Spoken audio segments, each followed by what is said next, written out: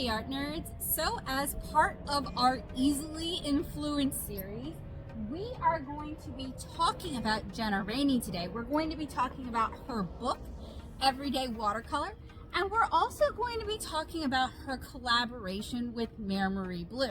If you watch the channel, you know I have already started talking about Maimeri Blu. This is actually the second part in this series.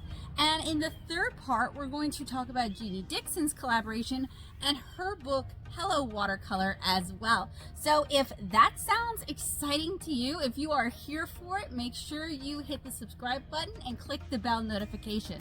I also want to point out that videos and reviews like this one are purchased out of pocket with funds from Patreon, and you can join me over there and get early access to videos as well as free printable line arts and access to my class materials at patreon.com/natosue.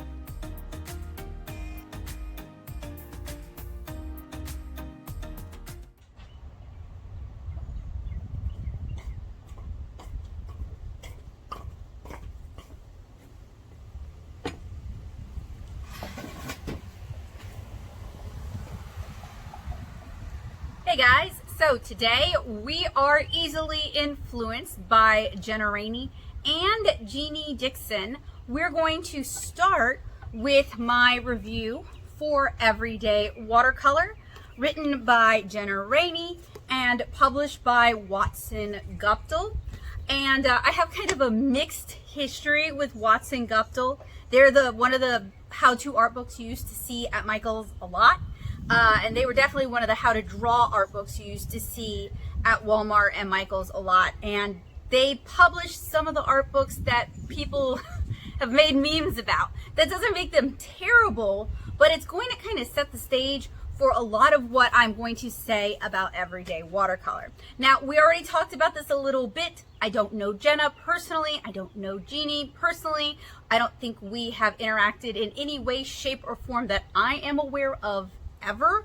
We come from very different backgrounds and very different places in life, and this is not meant to be an attack. This isn't a personal anything. This is a review of their books and a review of the watercolors that they release with Maimeri Blu. So this is coming from a watercolor comic artist, a watercolor illustrator, and a watercolor reviewer who also teaches drawing, comics, and watercolor. So all opinions are my own. None of these are personal about them as individuals. These are reviews about the products. And I just want to make sure I reiterate that, because people seem to not understand that just as reviews are for readers, reviews are for consumers. So while I might address Jenna or Jenna or Jeannie in this review, I actually don't expect them to watch it.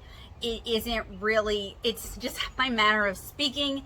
It isn't meant to be an attack or directly addressed or anything like that, and I don't expect any kind of a response from them. So I just wanted to make sure that was absolutely clear.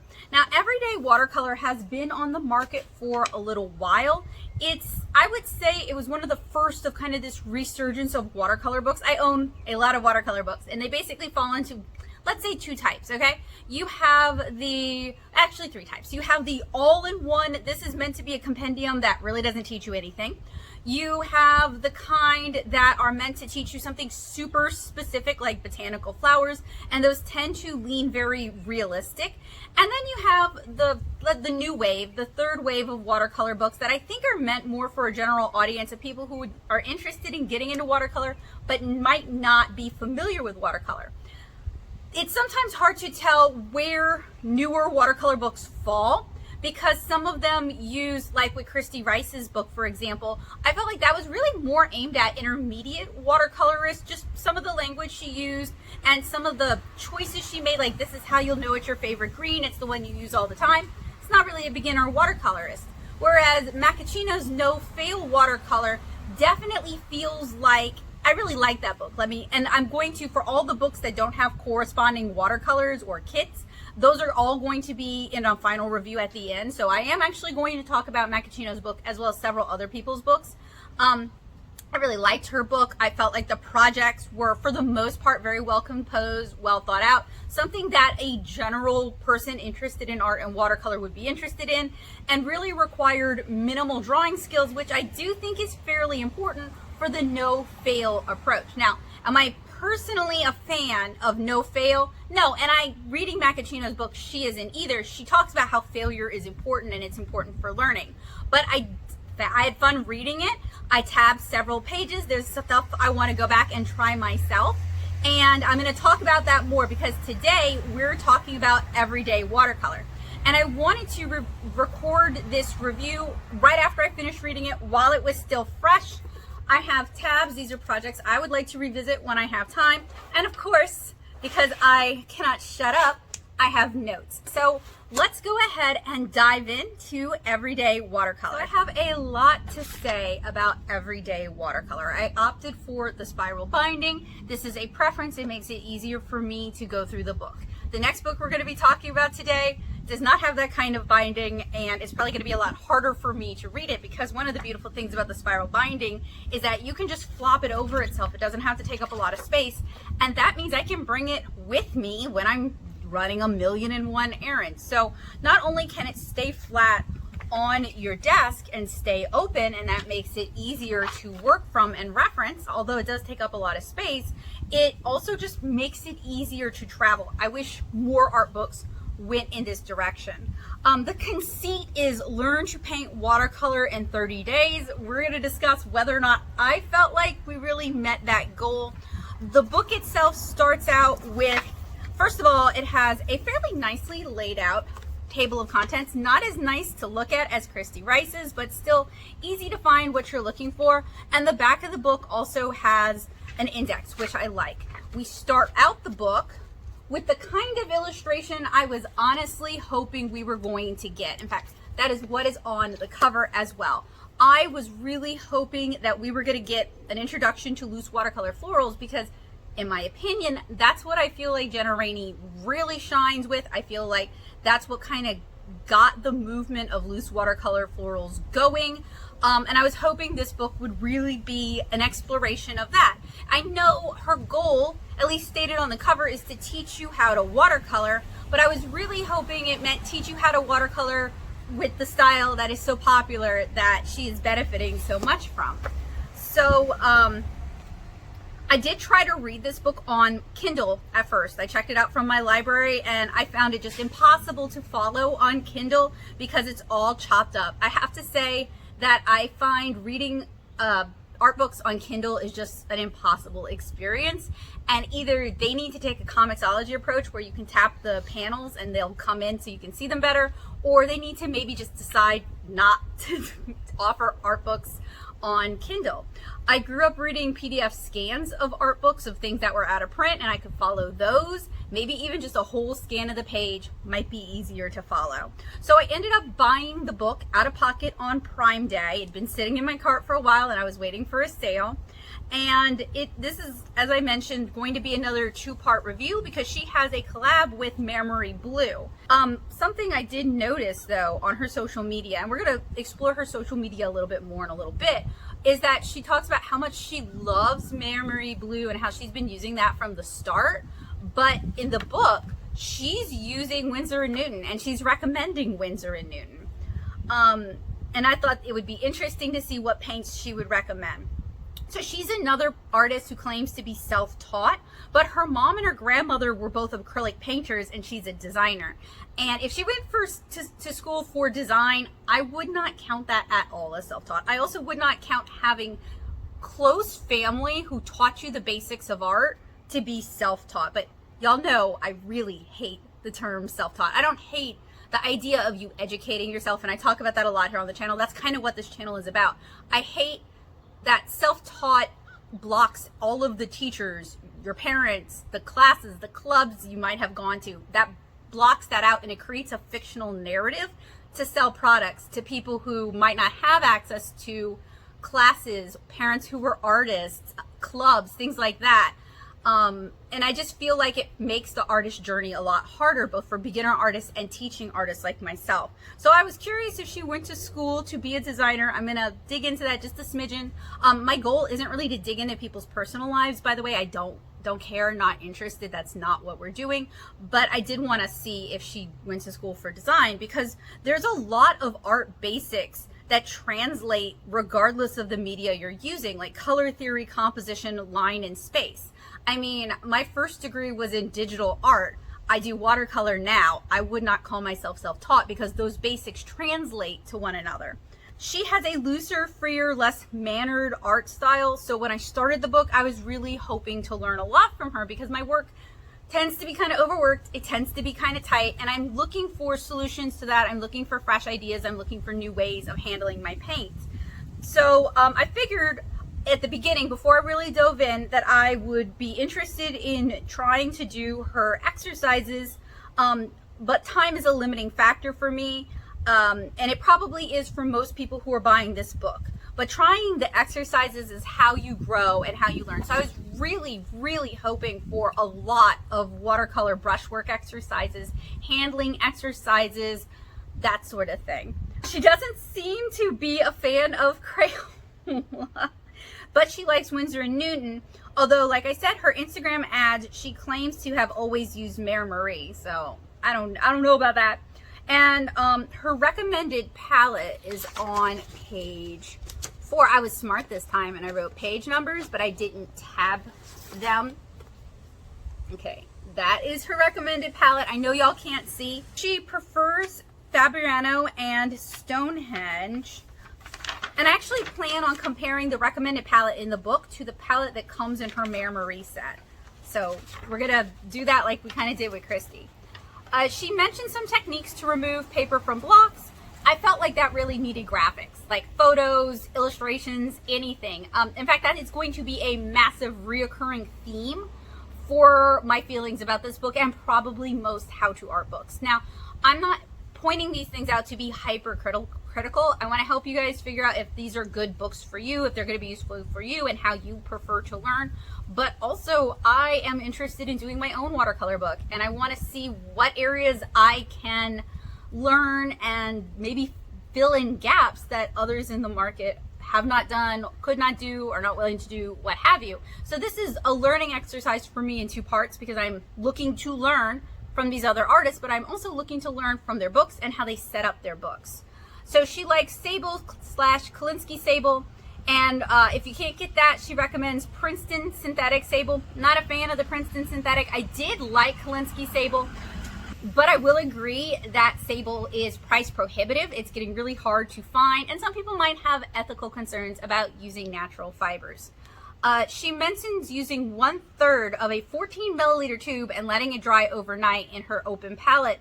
And this is, and I want to know if is this per painting? Is this amount of paint per painting? Like, is she resetting up her palette for every painting she's doing, or is she working like I work with my dry half pans? Is she working from the same palette and only cleaning it up as necessary? She mentions that she hates wasting paint because it's pure pigment, but 1/3 of a 14 milliliter tube is a lot.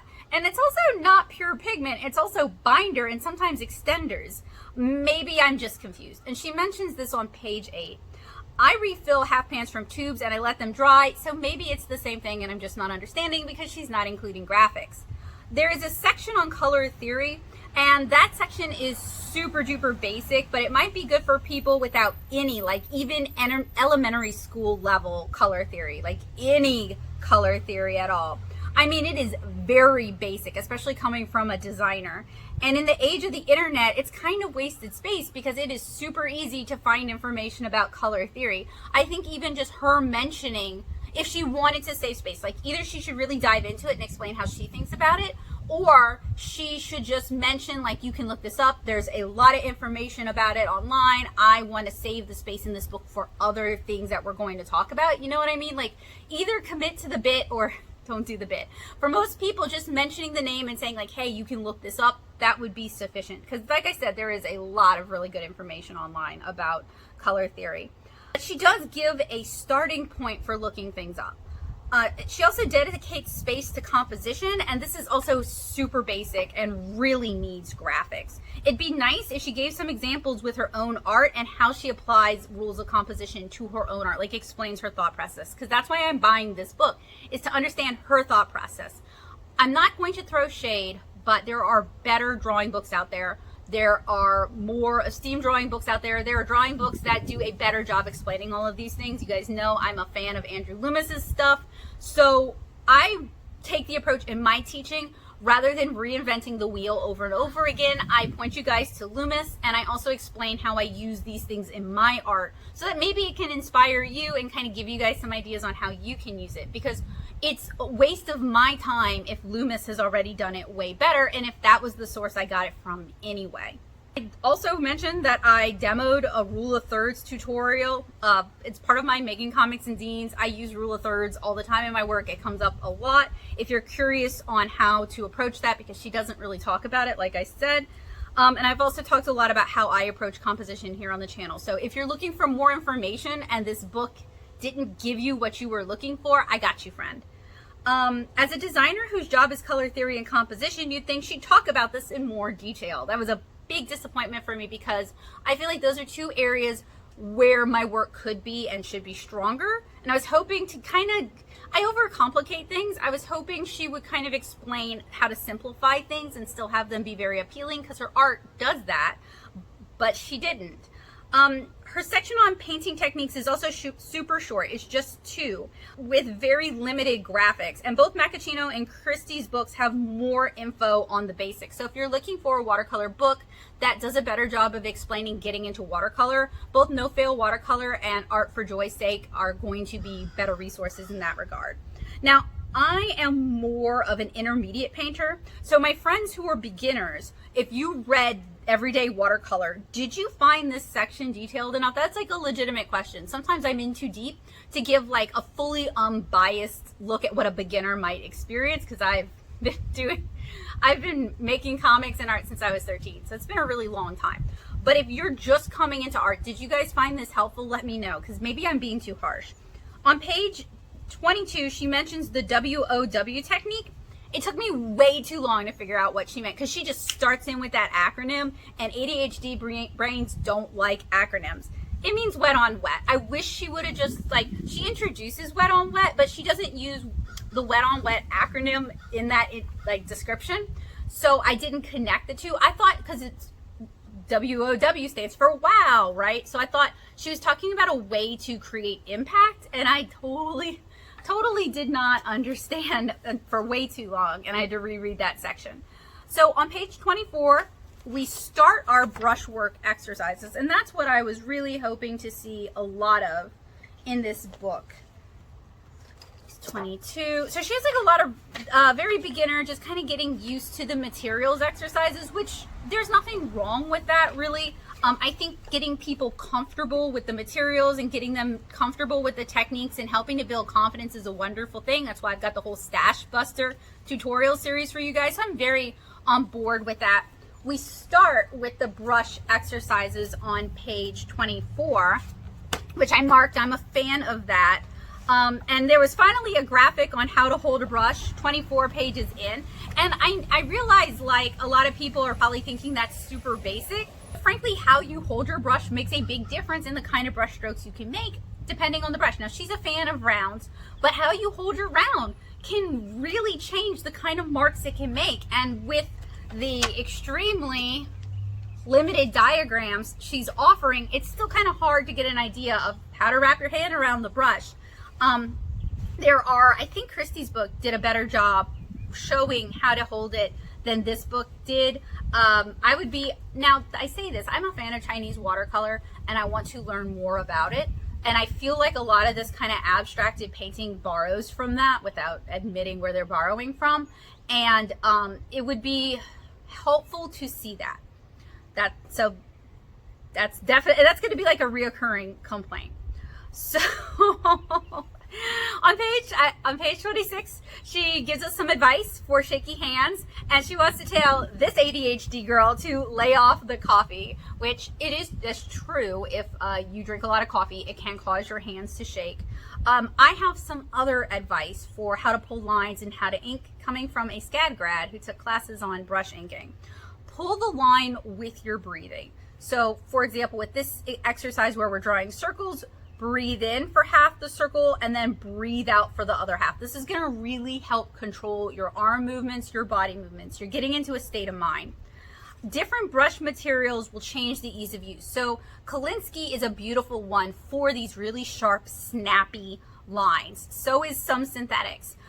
Softer brush materials like Squirrel can get really floppy, and it can be really hard to draw these kind of circles. So the right kind of brush is going to go a long way. Synthetic is steady and snappy, sometimes too snappy for circles and curves. It'll like kip back up on you and make marks you didn't want it to make.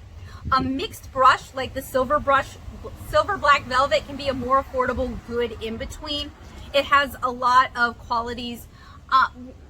It is closer to Kolinsky than say Pure Squirrel, and that's what I use for a lot of what I paint. I used to love Kolinsky Sable for inking. Winsor Newton Series 7 in particular is a favorite of mine. Good brush care can also make them last longer. So brush soap, condition on occasion, and dry your brushes hanging down. I did find her brush diagrams to be somewhat helpful, and that was just my advice. See, this is another reason I'm enjoying and reading these books, is it gives me ideas for areas that I can talk about, that I have a lot of knowledge and experience that other artists aren't necessarily covering. So, I mean, so far I can see the exercises being helpful for patient, diligent, or the timid. It's a good refresher to go back to. I also like that she's broken this book up by days and includes a time estimate. I think that makes it more approachable for busy people. That said, her time estimates are not including setup time and cleaning up time. So if you're using your kitchen table, for example, or if you share a workspace and you can't just leave this out, that is going to make it take significantly longer. So far, no one mentions how they set up their workspace to make it easier to paint, and that could be an area that I talk about as well, because it's taken a lot of trial and error for me to find things that work. And she does have like an illustration of her workspace, but she doesn't really explain it. So in one of my notes asked if y'all are really this patient. I have ADHD, so I'd skim this and skip to what I actually want to paint. Macchino's book hit more of the instant gratification points while teaching skills, which is what I try to do with my Stash Buster series. This book seems like a good intentions, like you buy it thinking you're going to be virtuous and do all of the exercises in the order that they say. Are y'all actually virtuous? I'm not that kind of virtuous. Let me know. Let me know if this kind of day-by-day exercise book is beneficial to you, or if you just skip to what you want and maybe you don't know how to do it. Who knows? So on page 34, her explanation of warm and cool colors is flawed. It's relative in that there are both cool reds and warm blues, etc. I'm always looking for a better way to conceptualize this, so I admit it's challenging to explain and to depict very quickly. So this is what I mean. She uses a color wheel, and she's like, the top half of the color wheel is warm and the bottom half of the color wheel is blue, but that is maybe, like, that's kind of true, kind of not true. And when we're talking about mixing with watercolor, it's dangerous to let that be the end of the discussion. Like I said, you have warm blues and you have cool reds and you have cool yellows and you have warm greens. And without going into more detail, I know that can cause a lot more confusion as her readers go on to other tutorials. And I don't expect any of these art influencers, influential artists with books out to be 100% perfect. Like, we all make mistakes, we all eat crow sometimes, we all misspeak. But she did have a team of editors helping with this book, so I would like to think somebody would have pointed some of these things out to her so she could address them. I like that she includes exercises to develop hand control and muscle memory. I really wanted much more of that in this book. She really needs more photos to convey what she's trying to explain. For example, on page 40 with the contrasting and complementary colors, there just weren't enough examples. I say that, and Macachino's book, I believe, did a much better job with that. Or maybe it was Christy Rice. I'm so sorry. So far, it seems like she starts with exercises and warm-ups. This is the very first third of the book, by the way. She kind of changes how she handles things as we go on. So at the first third of the book, it seems like she starts with exercises and warm-ups and then an activity or project. And I've been marking the interesting warm-ups to try later on. So depending on how long this goes, y'all might see that, but it looks like it's already going long, so y'all probably won't. I have to admit, Christy Rice's is the prettiest and the most visually appealing watercolor how-to book I've read so far. There is a lot of inspiration there. It was much prettier than this book. So if you're looking for like an aspirational art book to leave on your coffee table to get people to ask you if you're an artist, that one might be the one to do. On page 46, the wreath leaf activity is pretty, and I wanted to revisit that. That was more what I wanted to see from the book. So it starts on page 55. So she teaches us kind of how she does leaves, and then she does a little wreath, and I really like that, and I was really hoping that the book would be building on this and teaching us different leaves and teaching us different flowers. Her estimated project times don't include setup and cleanup. It's assuming you have a dedicated space. Acknowledging the extra time might make these exercises more accessible for parents and busy people. On page 51, photo rep of the leaves that she's talking about and how she thinks about, let's see, that says 51. Yeah, that section. So when I give the page numbers, I'm giving the start of the exercise, not necessarily the exact page it's on. So photo rep of the leaves and how she thinks about breaking them down would be super helpful. So she's teaching us how to draw several different leaves: peony leaves, sage leaves, thyme leaves, eucalyptus leaves. There is nary a photo reference in sight. There is zero explanation about how she looks at this and translates it into what she's doing with her brushes. And as an art teacher, that's gonna be a big stumbling block for a lot of people. So that would be an area of improvement if that was something I was looking to do. She also doesn't really talk about reference much at all. In fact, it is so rare that she talks about referencing things that I mark when she talks about referencing things. Now, y'all who watch what I do, you watch my tutorials, I'm always talking about how I'm referencing things and how I'm looking things up and how I'm Googling things, because I don't want to trust just my imagination. And especially when you're first learning how to do something like painting specific leaves, learning how to translate the reference into your abstracted illustration would be supremely helpful, and she glosses over it so much. I'm sure some people are able to pick it up, but I feel like there's just as many people who are like, what is she doing? How do I do that? How many leaves go where? How long are they supposed to be? So if she explained her thought process, that would be very helpful. And that is something she just does not do in this book. Once we establish her basic brush techniques, not basic in a bad way, just like the basis for this book, we move on to like art tricks, like cast shadows, or just a smidgen, just the tiniest touch of volumetric drawing.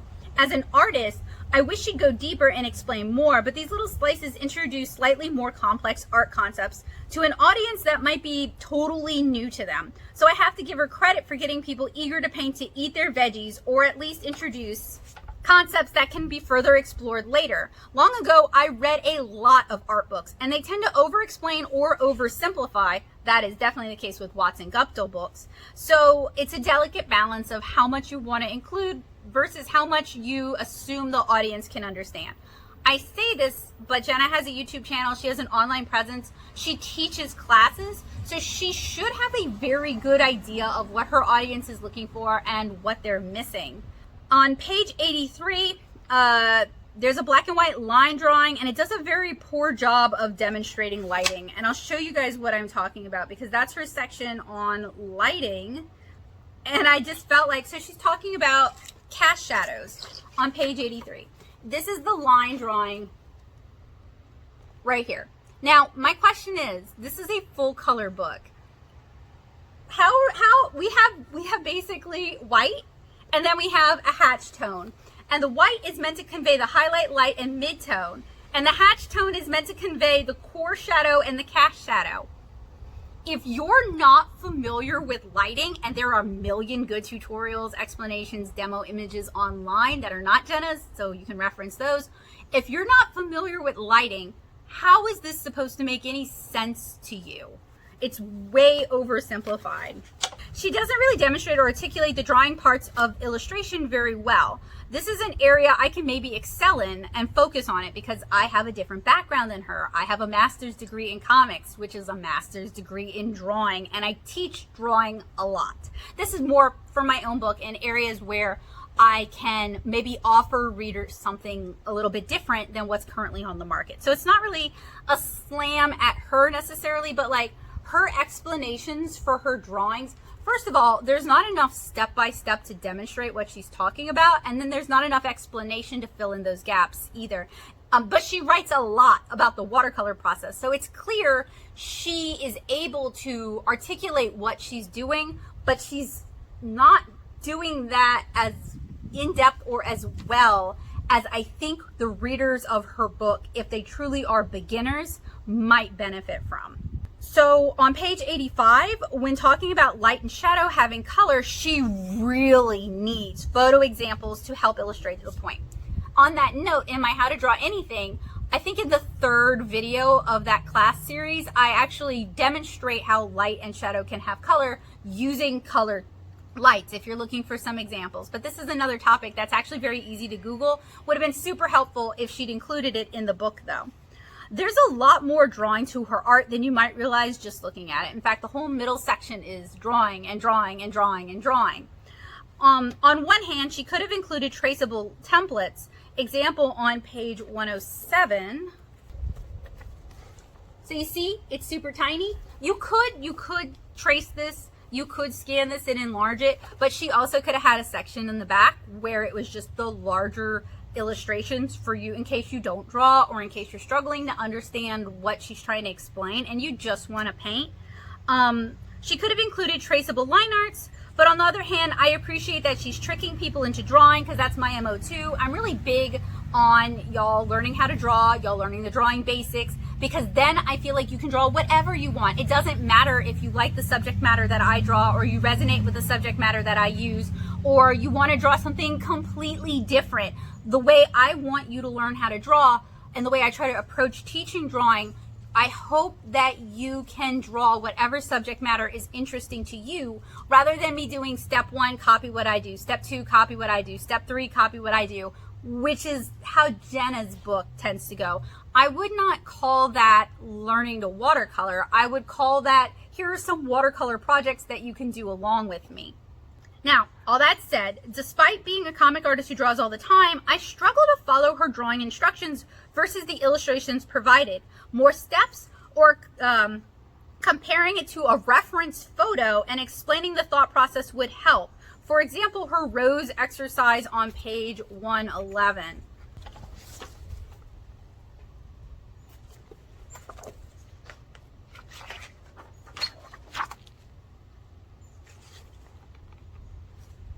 Now, I bring this up and I mentioned that I am a comic artist. I have a lot of experience with drawing. I teach drawing because I want to make it clear that if somebody who knows how to draw and teaches people how to draw is struggling to follow her instructions, someone who doesn't have those basics might struggle even more with it. And the fact that this book is kind of positing itself into the introductory watercolor space, that's why I bring up these concerns. If you're new to watercolor and to drawing, you might really struggle with this book. This is a denser book than Christy Rice's or Macchiino's. I mean, it's a dense book, and there is a lot of text. She does a better job explaining her painting process than she does her drawing process. Up to page 119, she has not mentioned referencing. She doesn't mention looking things up. She doesn't mention going into the natural world and examining things. And that's an area I really have to give Christy Rice kudos. She mentions referencing a lot. And her photos show like she has a rose and then she has a watercolor illustration of a rose, which kind of implies she was referencing the rose.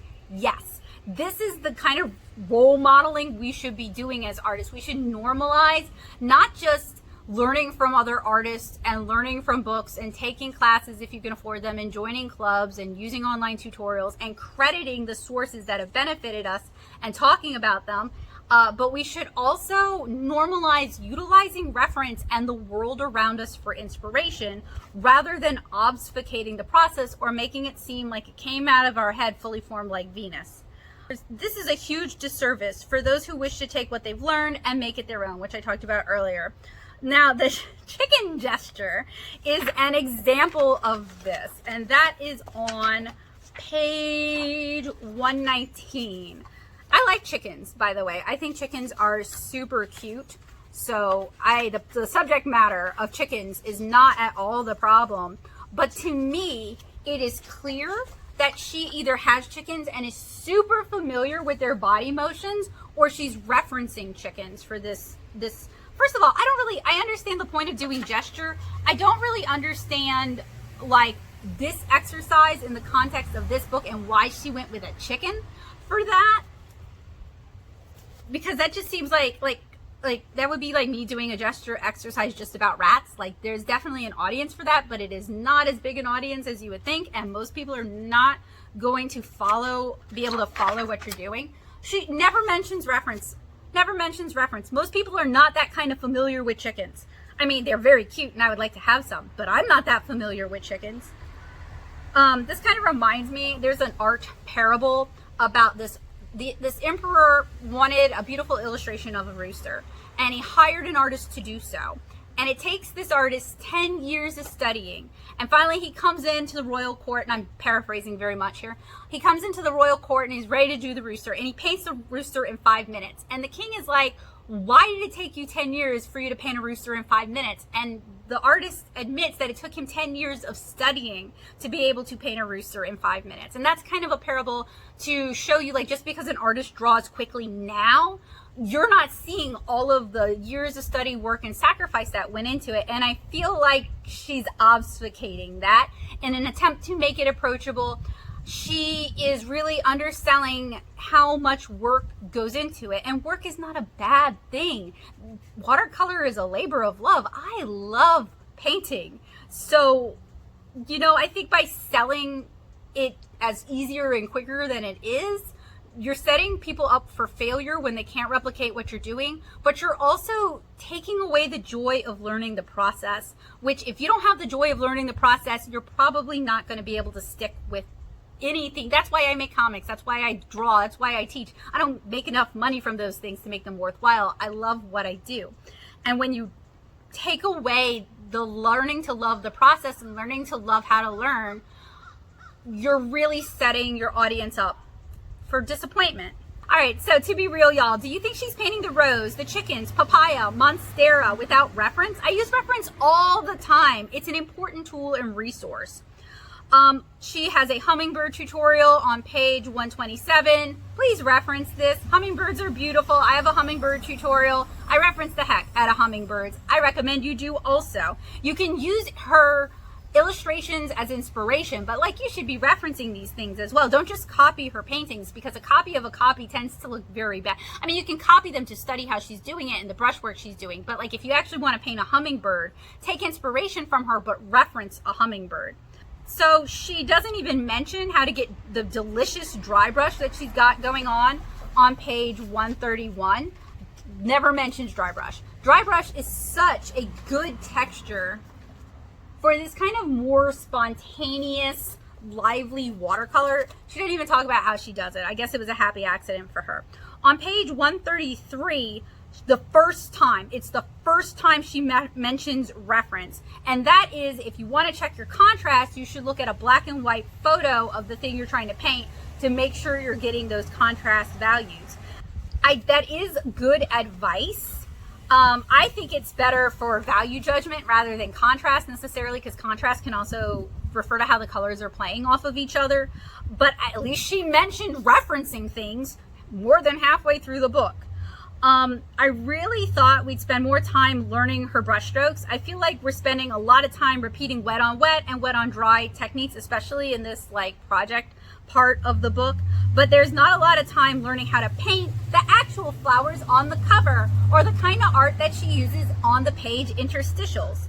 I really thought we'd be painting a larger variety of flowers. I mean, I get that she's trying to introduce topics, but most watercolor books do that. Does she have a book of just loose florals? I'd be much more interested in that. I'm an intermediate painter. I already know how to do all of the stuff she's talking about in this book. I really did not learn anything new, and I thought I would. So I'm a little disappointed about that. I really wanted to learn how to do the florals because that is an area that I'm struggling with. I wanted to learn how to loosen up my painting, but this feels kind of cheap and like a bit of a cop-out.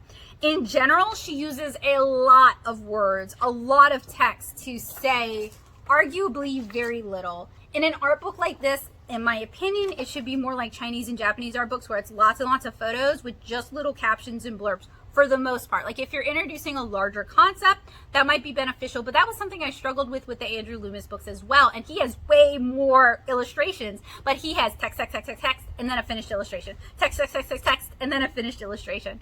And for Loomis, it can be hard to follow what he's saying. Same thing with this book here. Section 4 has a lot of drawing. She tries to simplify it and make it accessible, but it's got how to draw book vibes to it, skipping steps and assuming you just get it. On page 140, we get our first example of recommending a photo reference, not to draw the toucan, but for the colors of the toucan. And I would argue you need the reference for both. Because, like, do you guys know off the top of your head exactly what a toucan looks like? Like, we all have like a schema of these things, but it's kind of vague, kind of just like punches a color for most of us who don't have photo memories. I wonder if she has a photo memory. I actually have a really hard time visualizing things in my head, so I like to reference things. I get broad brush strokes and then I have to like double check and make sure things look right. So maybe she's got a photographic memory and she's assuming everyone else has a photographic memory.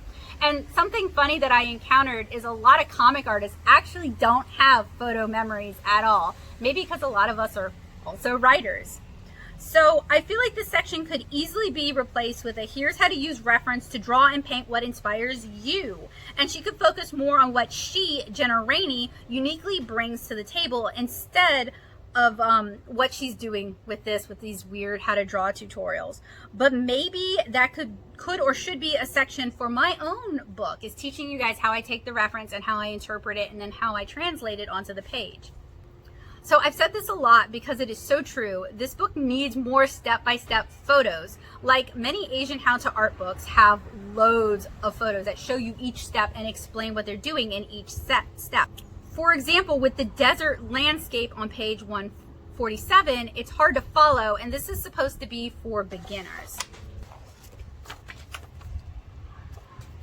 And I point this out because this book is supposed to be for beginners. They say on the cover that you're going to learn how to watercolor in 30 days. All of these projects lean really, really heavily on wet for shading. And there isn't a lot of optical blending or using gradients or splatters. If you draw a little and do wet on wet, you can do these projects. But like I said earlier, I wanted more loose florals. I do feel like I was a bit cheated. The cover has what I was looking for and what I wanted to learn, but she spends a lot of time demonstrating concepts better taught elsewhere, like Loomis, for example.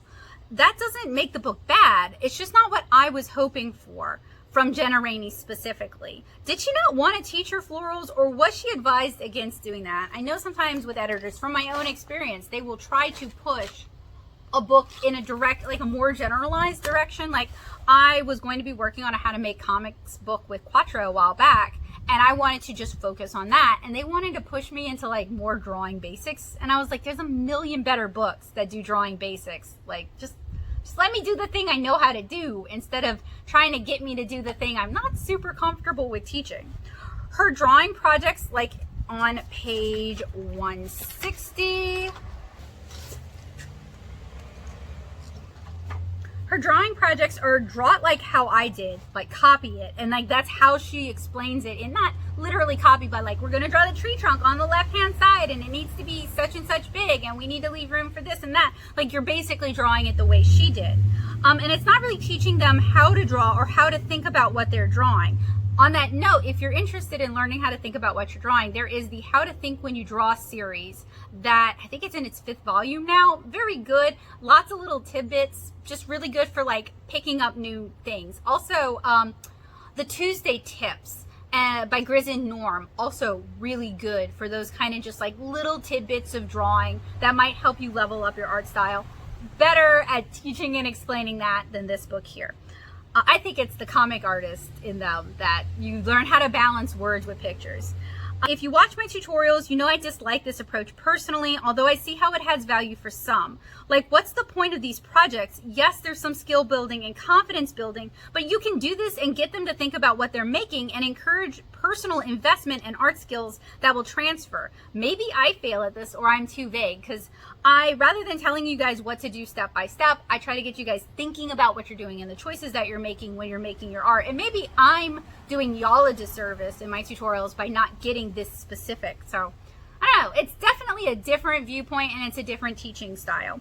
I feel mean saying this, but the volume project on page 160, it just does not do it for me. I felt like it was kind of ugly. It doesn't really demonstrate volume well. It needs more photo to demonstrate her points, and it definitely needs more contrast. Let me show you guys what the finished painting looks like. And I say this because I am comparing it to what I like about her work. I really like her florals and I like her looser illustrations. And I just don't feel like this project is anything like that other work. And maybe that's wrong for me to say that. Social media tends to just show you people's greatest hits, their most popular stuff. Maybe this is what she really, really likes and that's why she wanted to teach it. And I'm just judging her based on what the internet has deemed the most palatable of her work. And that's not really a fair judgment.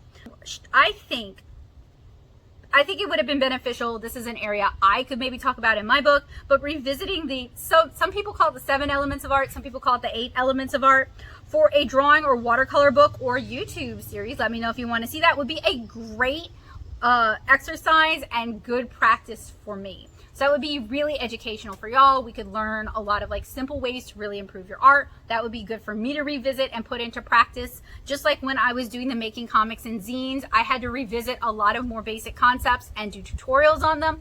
And that was super helpful for me and it got me thinking about things in a different way. So maybe I should do that. Y'all should let me know down in the comments. I think I'd recommend Christy Rice's Art for Joy's Sake.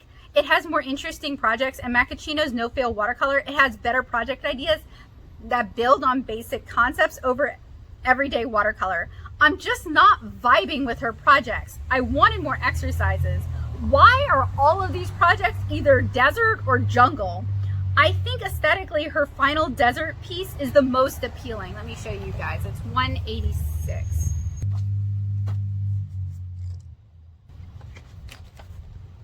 And she also includes her color palette for each illustration kind of at the front to show you guys what she's working with. In my opinion, considering she's a designer and she was talking about like contrast and color harmonies, it all feels very pastel, and that's definitely a vibe, but that's her vibe.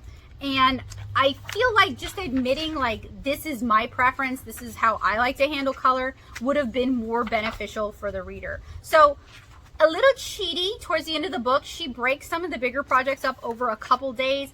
Maybe that's not cheaty. That's kind of teaching you guys how to pace yourself and how to, this is the final image from it. So it's all kind of in the same value. The darkest thing is this green here. There's not really any super dark areas to bring visual interest to what's going on. And maybe like her talking about that, like round versus sharp, complicated versus simple, basic elements of design that a designer would be very familiar with. That could be an interesting angle for her to have approached. But based on the exercises in this book, I'm not getting that vibe.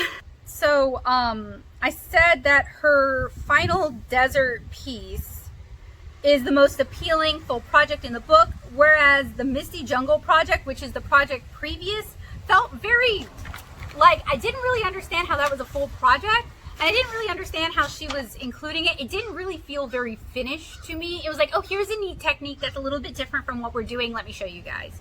So a month of watercolor is a daunting project, and coming up with unique projects for approximately 25 days is a challenge. Believe me, with my quick and easy watercolor series, Stash Buster tutorials, start to finish tutorials, how to draw and pay people, and watercolor crash course series, I know how daunting it can be to come up with a month's worth of coherent exercises, projects, and challenges to help build confidence and teach skills, especially if you're not getting feedback on what you're putting out there and you're not super sure if it's working for you, or if the feedback you get is only positive. It can be difficult to make different choices in the future that might better serve not just your audience, but potential bycatch audience like people like me.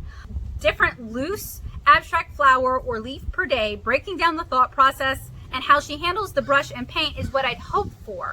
That's what I really like about her art and what I wanted to learn from her. This book did barely, just with the leaves a little bit, barely touched on what I actually wanted to learn from her. I can't say this book will teach you watercolor in 30 days. There is so much she never touches on, like using atmospheric perspective in landscapes, and she does a lot of landscapes. I didn't even really learn to do what I bought the book to teach me to do, loose watercolor florals like those on the cover and kind of in the interstitials. Definitely kind of miffed and disappointed. I feel like it's not clear from the cover and Rainey's work in general that this book would focus more on like bird, desert, and jungle projects, which if y'all look at my work, it's not my vibe. Maybe I'm biased about that. For the final jungle piece, she doesn't even show how she's painting the background fill foliage. This foliage here. And this really needs more process photos and line drawings. She briefly touches on do what you can to cover it up or fix it, but given readers no tools on how to do so, so I will. This is my advice on how to fix your mistakes. Lifting. Wet area. Use a scrubber brush to gently scrub up pigments, lift with a paper towel, or wet the area, let it soak in, and then lift it with a paper towel. If you need to cover it, if light, cover with a darker area color, should be fairly easy. If dark, try to break up the forms by layering on top with smaller forms. And you can use slightly more opaque paints to kind of help break this up. You can also use watercolor pencils to kind of adjust the area, bring some rim lighting in there if it gets too dark, things like that. If you guys would like a tutorial on how I fix my mistakes in watercolor, and believe me, I make a lot of mistakes in watercolor, let me know down in the comments. So on page 210, she talks about us learning proper shading techniques. She taught us like this is her congratulating herself at the end of the book, like, y'all should now know. I like how I do like a weird Julia Child voice for this. I've been watching too much Jamie and Julia. So it's day 31 and beyond. Wow, you did it. 30 paintings in 30 days. Or maybe it took you more than 30 days, but you stuck with it anyway. This kind of thing, okay? She congratulates herself about us learning proper shading technique, but she taught us like 2, and there are so many more, including texture. Please, reader, continue to seek out instruction and inspiration. This is kind of a shallow pond, and watercolor is a deep ocean. I do like that she has an index. So my final thoughts. I had a lot of thoughts about this book. I read it over the course of a month. I brought it with me. I took notes the entire time. Clearly, I had a lot of thoughts about this book. I'd really hope for looser brushwork. I really hope for a looser brushwork forward watercolor techniques and exercises, but most of the projects were very fill in with color, dab in more paint, let dry, repeat next area. And while that is super beginner friendly, the cover art promises more, and we get far too little of that. Far too little. Let me actually show you guys some of the examples. I didn't mark them. So we have her cover, beautiful loose watercolor florals. Was really hoping to see more of that. We have this beautiful flamingo at the front, very loose, like she just went in with watercolor, not a lot of underdrawing, not a lot of fuss. We have this illustration here that precedes the title page, which has some loose, maybe wild roses on it. They're tiny, it's hard to tell, but they're very cute. We have some of the watercolor exercises. Okay, that's fine. She did actually talk about that. We have these beautiful loose watercolor florals here. We have this adorable burrow that she never shows us how to do. And I do understand, believe me, I do understand padding out your art book with your own art to inspire people. But I feel like she definitely should have leaned more on using the art that she did for the exercises as these kind of like eye tempt illustrations. Okay, trying to find, I did like her exercise on painting little trees. Macachino has a similar exercise in her book. We have like this, never talked about how to do this. I actually would really like to know how to paint these straight lines with the even spacing. Like, is there any kind of little trick she's using? Because I have really shaky hands. It's actually really hard for me to pull a straight line, and I am using my entire arm to do so like you're supposed to. And my lines tend to drift. So if she had any tips on that, that would have been very helpful and much appreciated, and probably not covered by other artists. But I don't know. I kind of feel like she assumes we know how to do that. We have this cute little thing here. This feels like one of the exercises in Christie's book. She doesn't talk about how to do that in this book. Maybe it was inspired by Christie's book. Actually, though, I think this book came out first. So she does teach us how to do a rose, but it is just like a, first of all, it is like wet on wet, move on to the next area, same technique, move on, which is very approachable, but it's not the loose florals that we're seeing on the front cover. She barely talks about how to paint flowers at all in this book, and that's why I bought the book. And I felt like the cover art and like the art at the front of the book promises that, and then we just don't really get that. And then we also have these like super cute loose donuts that would be very easy to teach people how to paint. No tutorial on that. And we also have these beautiful loose florals, no instruction on those flowers at all. I mean, I remember in the Christy Rice review, I complained that I would have liked to have seen more of her loose florals because I really like her loose florals. She had more loose florals than Jenna Rainey does. So I am still on the search for a loose watercolor floral book that actually delivers what it promises. This wasn't it. This is a very, I feel like it does kind of teach you the basics of watercolor over the course of 30 days. So the title isn't inaccurate, but the cover art doesn't reflect the content of the book. And I think if you're a fan of Jenna Rainey's work, you're interested in the florals. That's what you want to learn how to do. So I do feel like it's a little bit confusing what you're paying for versus what you're getting. Now we are finally talking about Jenna Rainey, the internet personality. And hopefully DuckDuckGo will help us pull up some more relevant sort of information. Jenna is another art influencer, influential artist who does a lot of paid online classes. And I say this because it's like right at the top that we have $50 off the Art Within. Don't miss the deal. And I'm nosy, so I'm going to click it. I want to see what's being offered with the Art Within. So it is for artists looking to refine their skills and develop their unique style. Whether you're a seasoned creative, an acrylic painter or a photographer, a hobbyist or professional, this step-by-step training gives you all the tools and support you need to fast-track your growth and unlock your best work and artistic voice. And, I mean, this is something many artists struggle with, right? Finding their voice, finding their style. To be honest, I am just always kind of hesitant about artists who are promising to help any other kind of art. And when I say this, I don't mean a comic artist who's like, yeah, I can help you out, or an animator who's like, yeah, I can help you out. I'm talking about an artist who is like, regardless of your style and skill level, I can help you out in this class. Like, that is a really hard to deliver promise. That is asking a lot. So we have the art school. Oh boy, y'all, this is like college level classes. For context, when I was at SCAD 10 years ago in their grad program, one course was around $3,000, and that's an in-person course taught by the teacher who is going to spend time working with you one-on-one. And we had about 10 to maybe 15 students. Most of the time it was just other grad students in our classes, okay? And that was at an art school. I know college has gotten more expensive, but this for an online class feels very expensive to me, especially for the art school part. This is all stuff that is free online, and you can find cheaper classes.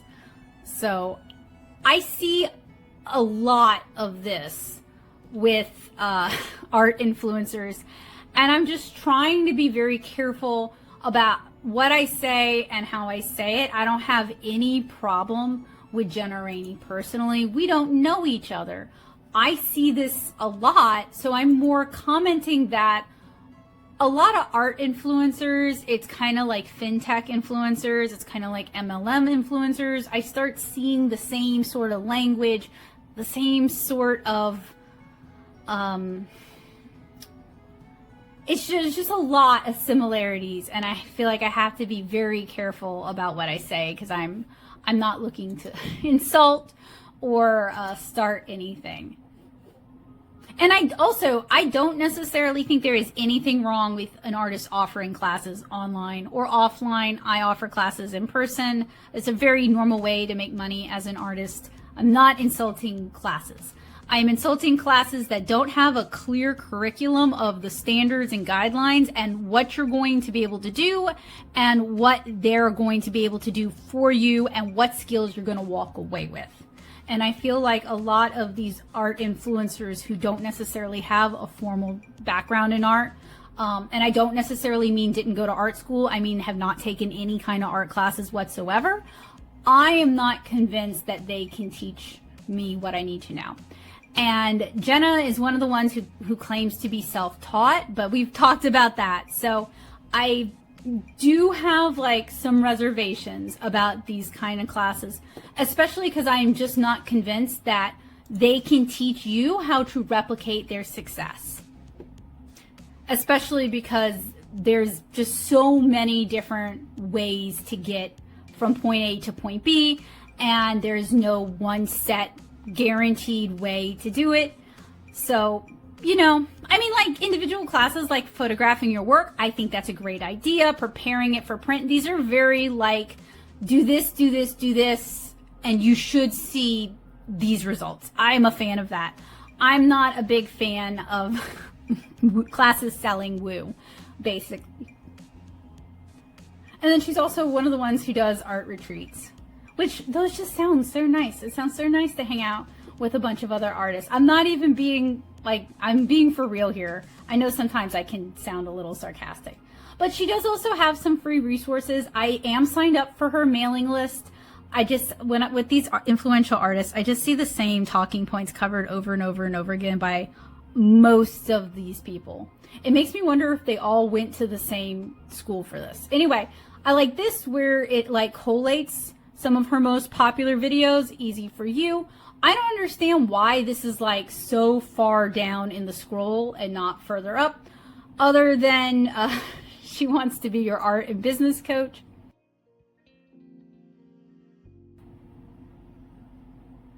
And this is really, did I look at this already? Oh, that's another problem, is I feel like I'm just seeing the same things over and over again, and it's hard for me to tell what I have and what I haven't seen. I guess this is her community.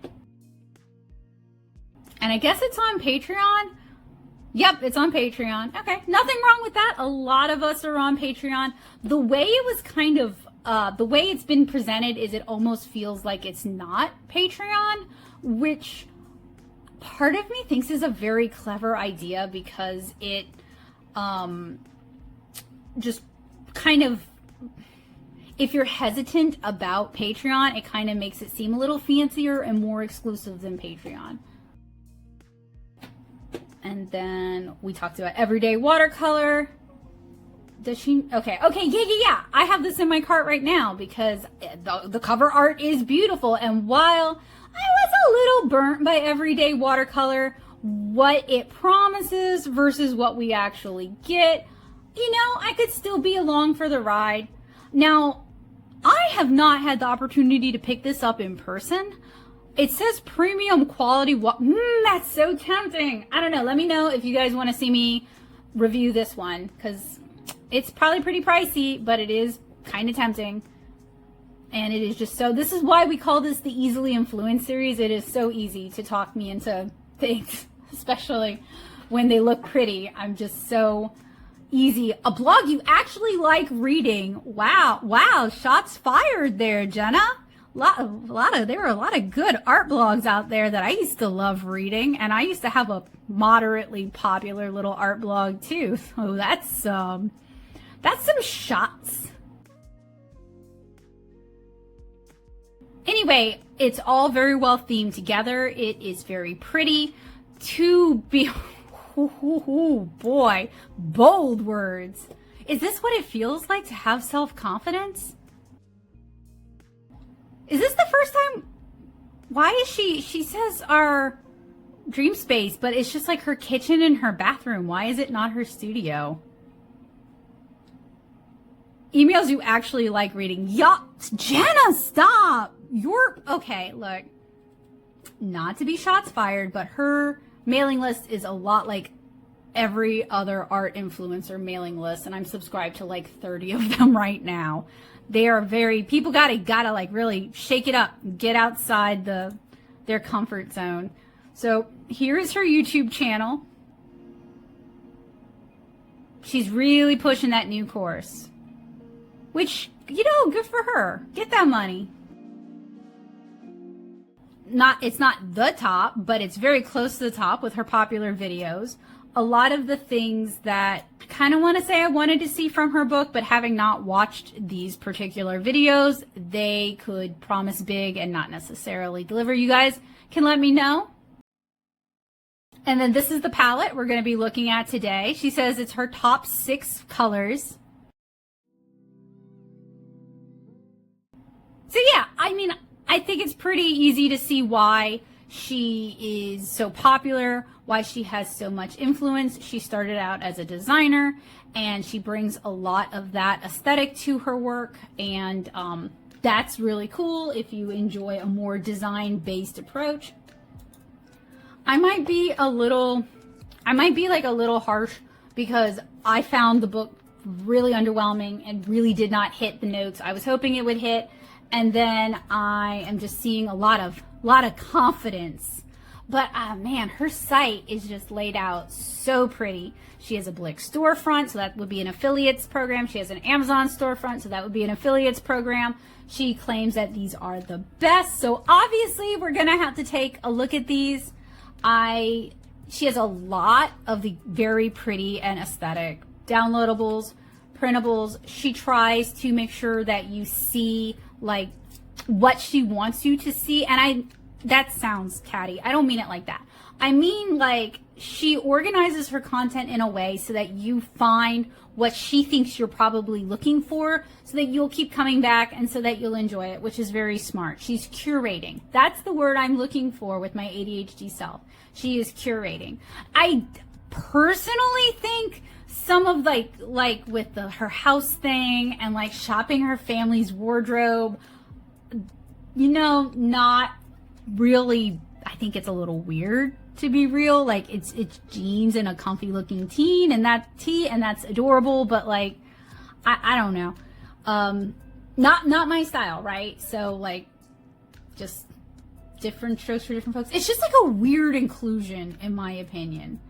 Oh, okay. Are these like, is it just one link? Let's see. Let's go. It's just a graphic. Yep.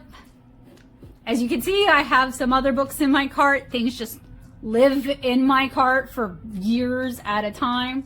So checked out her website. We have checked out her YouTube channel. She has an Instagram, so we'll take a moment to check this out. I feel like this is where a lot of these influential artists who are in this series, where they really got their start, where they really found their voice and their popularity. A lot of shots of her holding the brush, which is funny because her book has very few shots of her holding the brush. Some shots of her palette, also funny because her book doesn't have too many of those either. A lot of loose florals. They are beautiful. Too bad her book doesn't have too many of those. But it is very pretty, very lifestyle, very aesthetic, and I can see why people find this appealing. It is very nice to look at, and even if you are not interested in watercolor, if you're not interested in art in terms of making art, and you just like to appreciate pretty things, her Instagram is very pretty, and it seems very curated and very lifestyle. And, you know, I on a personal level have very mixed feelings about that because look, y'all know I'm a hot disaster piece mess of an ADHD trash can fire with Sjogren syndrome. So like my life is never going to look like this, and I actually struggle with depression from seeing things like this and then comparing myself to these sort of things. So while I can see the appeal and I think it's beautiful and I think it's aspirational, I also know on a personal level how detrimental it can be to see an ultra curated feed that is proposing to be just an everyday look at someone's everyday life when it is ultra curated. There's a lot of channels that talk about this topic from influencers in general better than I can, so I say I'll dig them up and link them, but look, I watched those videos like years ago. It's a while back. It also kind of segues into my interest in parasocial relationships and understanding how they form, and with all the behind the scenes shots. And I understand sharing your life, and the internet makes these things so weird and so nebulous, and we're told to share our authentic selves online, right? But nobody wants to truly see our authentic selves online. I think it is a fine line that none of us know how to walk super well, and some people do actually do it very well and can benefit from it, and most people do it very poorly, and it ends up having a very negative effect on their life. It's almost like you need a degree in PR and media studies to be able to do this well, and maybe having a background in design lends itself to that. It is absolutely not a judgment call. It is not saying that Jenna Rainey is a bad person or misleading people or anything like that. It is just a commentary from a fellow artist who has a very different lifestyle and a very different aesthetic, who has struggled with some of these things. So it's just, you know, the things that I myself have struggled with. And I was actually interested in seeing her studio. I was really hoping for, I mean, it is a studio, you know, like lights, camera, action, recording studio. I was hoping it was going to be more like an art space, but you know, I can relate. My arts making space is not particularly aesthetic to look at for the necessity of recording. So it is actually kind of heartening to see another recording space that is also not super pretty and aesthetic. Then we have CEO tips. And then we have ADD advice, which I hate, honestly, as an ADD. I hate when your biggest chunk, first of all, yours misspelled, ADHD brain going on right here. Your biggest chunk of focus is always earlier in the day. That is not true at all. A lot of ADHD people are night people like myself. So I'm already like not loving it. And I mean, she says she's diagnosed with ADD, so, you know, that you can give advice to who you are and people who are like you. I generally try to avoid the all ADHD people fall in a bucket. See, it used to be ADD, and then it kind of fell under the lump term of ADHD, even though there's like 3 different types. Inattentive type, there is hyperactive type, and then there's combination type, and I'm combination type. Anyway, I read a lot about ADHD, and I care a lot about ADHD, and I do a lot of ADHD representation in my comics. So if I'm nitpicking about the representation, I apologize. I'm not meaning to attack a fellow ADHD creator by any means at all. I just tend to not want to give that kind of all-encompassing advice because we are all so very, very different that something that works for you might be harmful or insulting to another ADHD person. So that's just where I'm coming from as someone who is obviously not a morning person and has beaten herself up for decades for not being a morning person. I'm not a fan of that advice. Actually, I do the opposite. I like to do my like little piddly tasks first thing because my brain is not ready to focus. And I get my focus stride in the afternoon. And that is the time when it's best for me to sit down and actually hammer something out. So different strokes for different folks. But we've been talking about this long enough. Let's take a look at the watercolors. Ta-da! They were waiting for us. So I purchased these on Amazon. They ship from National Art Supply. They have been sitting in my cabinet for a little bit of time. This is how they arrived. You can also buy them on Dick Blick. This is, if I haven't mentioned it sooner, you know, ADHD brain. This is actually the second part in my 3-part MaiMeri Blu series. I wanted to take a look at the MaiMeri Blu watercolors just kind of on their own first, since I had some, and I'd been meaning to review them as part of my professional grade watercolors. So I wanted to kind of set a baseline before we took a look at Jenna Rainey's palette here. And the packaging is beautiful. I love the floral illustration that they chose for it. We have a little bit of information, and we did just take a look at her socials, but we will do it again. Jenna Rainey is an illustrator, watercolor artist, surface pattern designer, and a born and raised Southern California girl. She has been teaching watercolor, calligraphy, and illustration around the globe for 10 years on her YouTube channel and in her best-selling how-to books, Everyday Watercolor. You can find more of her work and tutorials on her website, Instagram, and YouTube channel. https://jennarainey.com, youtube.com/Jenna Rainey channel, and then instagram.com/Jenna Rainey.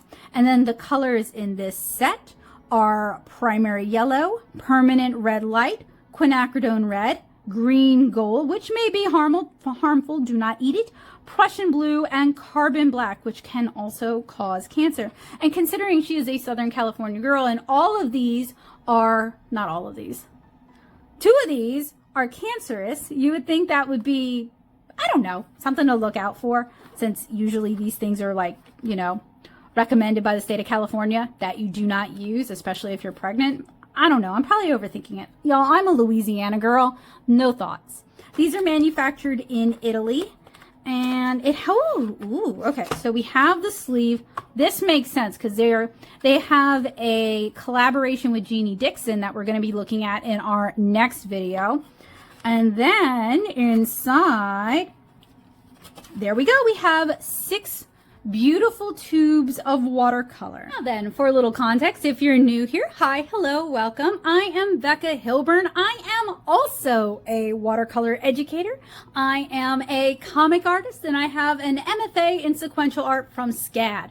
I have been painting with watercolor for a little over, oh my gosh, now that I do the math, it is definitely over 10 years now, closing in on 15 years now. And I have a very different art style and very different needs than Jenna Rainey. So I'm going to bring all of my bias as a watercolor comic artist to today's review, and hopefully it will be helpful, useful, and informative for you guys, because I don't think we have enough watercolor comic artists and watercolor illustrator rep here on YouTube, and certainly not enough of that rep in the influential artist space. So, you know, got to share my 2 cents because that's what everybody wants to hear.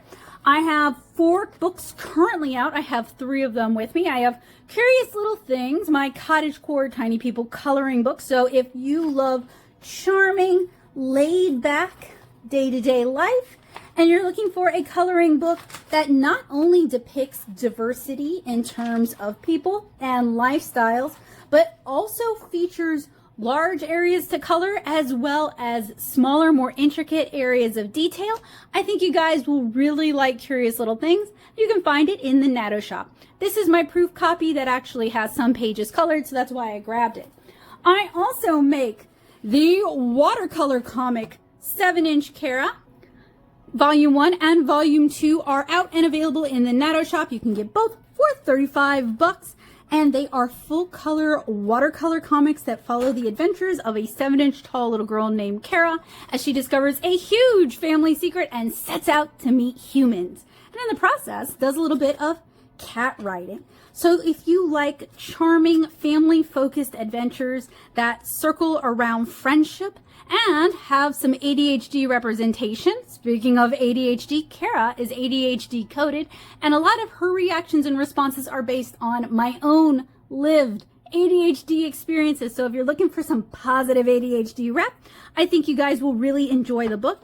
It is entirely, and well, I say entirely in watercolor. The comic itself is in watercolor, but there are some additional sections. We also have a guest art section, and we have a making of section. So if you enjoy watercolor, charming tales, and comics, I got you. And then finally, if you like my art and would like to be able to put some of it up in your home, I have some beautiful art prints available in the Natto shop as well. Most of them feature watercolor art. They were printed by Cat Print, a company that champions animal shelters and animal foster and does a lot of good work and sends a lot of money to help good animals find rehabilitation and homes. And I am just so delighted by their print quality and how well they were able to capture my watercolors. So you can find all of these at the Natto shop at nattosoup.com/shop. Also, all materials that I am reviewing today were purchased out of pocket using funds from my Patreon. So if you like what I do and you want to help me to continue to do it, as biased or unbiased as it may be, you can help me at patreon.com/nattosoup and get early access to videos like this one. So you guys see here the first part of the MaiMeri Blue review. Why is that such a tongue twister? The MaiMeri Blue review series. So we have 1, 2, 3, 4, 5, 6, 7, 8, 9, 10 colors, including old stock MaiMeri Blue that I just so happen to have. The only duplicate color is going to be Verde Oro or green gold. So I'm just going to put that to the side. Maybe I'll send it off to a friend. And that way we are taking a look at these 5 colors because green gold has already been reviewed and swatched. But what I am going to do is because these are Jenna's picks, these are the colors that she recommends. Since this is the partnership that she has with MaiMeri Blu, I am going to swatch the green gold just for completionist sake. What are we going to be talking about today? We are going to be talking about the quality of these watercolors. We're also going to be talking about the color choices in this set and who I feel this set is probably leaning towards. And like, look, although this is a weird choice and a weird nitpick, this green, could you mix this green with Prussian blue and primary yellow? Yeah, maybe you could. But where is the black? Anyway, I got questions. So we are going to be talking about her color selection in relation to the kind of work that she produces, the book that we just finished reading, as well as the art on the exterior of the box. We're going to talk about whether or not this is a good value for you. And then in the third installment, when we talk about Jenna Dixon and we kind of do the rest of our tests and we kind of wrap everything together, we're going to talk about whether or not I can recommend these watercolors. We are going to talk about whether or not I'm going to do a standalone field test in my own art style to see how I feel about MaiMeri Blu as a brand of watercolors in general, and just that kind of thing. So I'm really looking forward to doing this with you guys. If I hadn't said this sooner, because I'm recording this in different segments and I have ADHD and I will probably forget that I said this, I'm actually kind of nervous. And I want to take just a minute to tell you guys, reiterate multiple times, I'm not gunning for anyone. I'm not gunning for other artists. I'm not trying to take your flowers. I'm not trying to take your crown. We are all in the art industry together. We are all walking on our own paths. We all have different audiences. We are all trying to do our own thing. I thought this would be a fun series to do so I could look at what some other artists are doing, maybe, steal some great ideas, some great techniques, some inspiration from them, up my game and become a better artist and a better online artist. Read their books, learn some new techniques, get some ideas for my own books that I want to work on, and try out some watercolors and let you guys know if those products are worth it or not. This is not a judgment call. I do not know these people. We are not friends. We have not met each other as far as I am aware. I mean, maybe one time in a Winn-Dixie, who knows? But to my knowledge, I don't know any of the artists that we're reviewing in the series. It is not personal. It is never personal. I wish them the best. I hope they are able to help thousands of artists, and I mean that very sincerely. I hope they can deliver on all the things they promise, and I hope that they can truly change the world and change how people view art and view artists and make art more accessible to more people. I sincerely wish this. I'm reviewing these things because reviews are for consumers. You might be interested in buying the book. You might be interested in buying her class. You might be interested in buying these watercolors. And I want to be able to tell you guys, at least to the best of my ability, from what I have seen, because I cannot afford to put that kind of money into a watercolor class to tell you guys whether or not you should take it, especially for an online class. I just don't learn well in that kind of an environment. But to the best of my knowledge, I want to help you guys decide if this is a good fit for you. While I enjoy her work, I would not call myself a huge fan of it. So I'm hopeful that I can look at this from, you know, a less biased fan perspective. So that is my goal today. I'm not trying to take coin out of anybody's pocket. I'm not trying to insult anybody. I'm not trying to drag anybody down. And I am not trying to stand on their corpse and raise myself up as an artist in that way. I am just an art supply nerd standing before you guys with my super nerdy obsession with reviewing all of the all of the watercolor supplies to let you guys know if it's worth the hype and you should buy it yourself, or if you can skip this one and rest easy knowing that you saved some money. So that is really, truly my goal.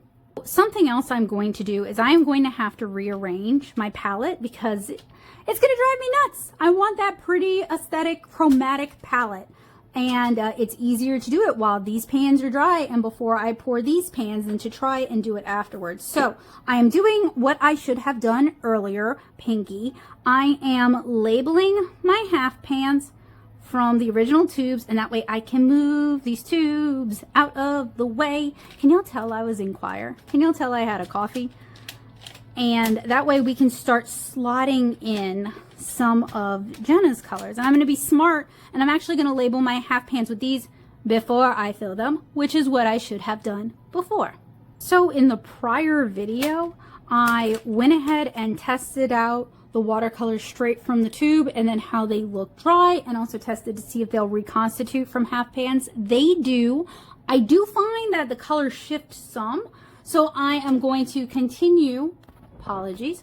I'm going to continue with my fresh from the tube, and then after it's dried out for a week, I'll probably do a little bit of color mixing with Jenna's colors, not too much. I'm going to save the wet into wet test for the very last part of this series after we have done Jenna Dixon's palette, just because that'll give me more colors to work with, and it'll just give me a better ability to talk about this brand in particular. I did find in my first part of this review that MaiMeriBlu watercolors are pretty dang pricey on Blick. They start at around $13. Buying them in sets, including the Jenna Rainey set, is a more affordable way to buy these watercolors. So even if you're not like looking to replicate Jenna Rainey's style, or you're not really familiar with her work, buying her set, if you happen to like these colors, is going to be more cost effective than buying individual tubes. And I was a little surprised that Jenna Dixon's palette wasn't listed on Blick. I bought her palette on Amazon, but they're all in kind of the same $35-ish, maybe a little more than $35 price point, which is not bad. This was a 6-tube set, so that's really not bad for 6. How many milliliters are you? I like how you don't say 12 milliliter tubes. That's not bad. Okay, so I have these all labeled. This means they can be removed. And I also have moved my half, that's the ADHD life, right? Half plans. Moved my half pans, and I can kind of decide where I want to, like how I want to change up the color order. And I am so nerdy. It really would bother me. Like, I thought about keeping them as 3 separate, and I was like, that's gonna drive me nuts. It needs to be in chromatic order right away. So this is where we're at. Hopefully I won't get them like all mixed up. I'm going to try to find a way to kind of keep them separated. I'm making a lot of really bad 90s references today, and I'm sorry. My younger students point that out, and they are correct. I make a lot of bad 90s references. So that would be yellow. That's going to be this one. Then we have, I like how I've already confused myself. Yay! Anyway, I'll get this figured out. Then the green gold, which is actually one of her colors. And then we also have carbon black. And like I mentioned earlier, carbon black is kind of an interesting choice. I am a little surprised that she didn't decide to go with a Payne's gray, because Payne's gray can very easily be mixed into a black, while still being this really beautiful color that also works really well as a beautiful shading color. It just would have made more logical sense to me. But, you know, not everything can make sense to Becca. Some things must remain a mystery. And I'm just going to confuse the heckaroony out of myself today. So I'm gonna label these up, and then we're gonna pour them into tubes, and then we can swatch them while they're still wet. I can put them aside and let them dry for a while, and then we can swatch them after they've dried so we can test reconstitutionability. Is that a word? I'm also going to point something out, and it isn't a judgment call, but it is something to keep in mind.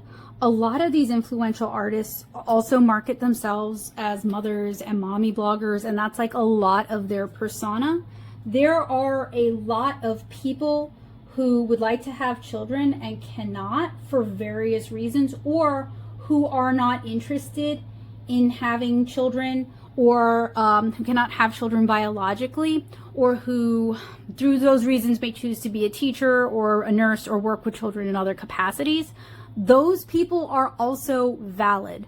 Those people as artists are also valid. Those people as artists also have something to contribute. They may not be relatable in terms of like sharing parenthood with you, or that might be an aspirational goal, but they are still valid people. And you know, there is some contention about sharing images of your children on the internet. So while I see this a lot, which is why I bring it up, like a lot of influential artists of a certain age do this. It is a choice to make. Ideally, it is a choice that you're making with your partner and with your child's consent, and that if they want off, you are happy to pull them off the internet and not make them perform and not share pictures of them with strangers. Like that would be the best case, I guess, in that scenario. But there are a lot of artists who might have children who choose to never show their child's face, or who want to keep their children as far out of their art career as they can get away with because they want to protect their children. And that is also a very, very valid choice. And it is a consideration that myself and my spouse have talked about a lot as well, making ethical choices as to who we involve and what their involvement looks like in terms of me having a YouTube channel and a TikTok. So I don't want to like judgment call anybody else out, but I do know that a lot of these influential artists do make money off of their children being part of their branding and motherhood being part of their branding. And while I understand why they might choose to do that, I do want to like acknowledge the artists from different walks of life who have decided that that is not the choice for them, and that is not the path that they particularly want to go down, because that is also a valid choice. And choosing to not show your children on the internet because you want to protect them is it. I can 100% see the logic and the rationale behind that, especially since we have so much backlash with so many family channels and parenting vlogs. You know, there's a lot of stuff going on legally right now regarding that I can 110% understand why a parent or a caregiver or a guardian might decide that having their child on their channel is a bad choice for them, one that they're not comfortable with doing. And this isn't about Jenna Rainey. I just wanted to point it out because it does come up, and I see it come up a lot with art influencers of a certain age with a certain demographic. And I just want to acknowledge that there are reasons why, very good, valid reasons why someone may decide not to do that. The colors in this set are Primary Yellow, Permanent Red Light, Quinacridone Red, Green Gold, Prussian Blue, and Carbon Black. And I'll have the pigment info and transparency info for you guys down in the description. I set these up in the same palette as my first MaiMeri Blu review, and I just kind of adjusted the colors so they make sense chromatically. And I had no issues with pouring them from tubes, and didn't actually notice the gum arabic this time.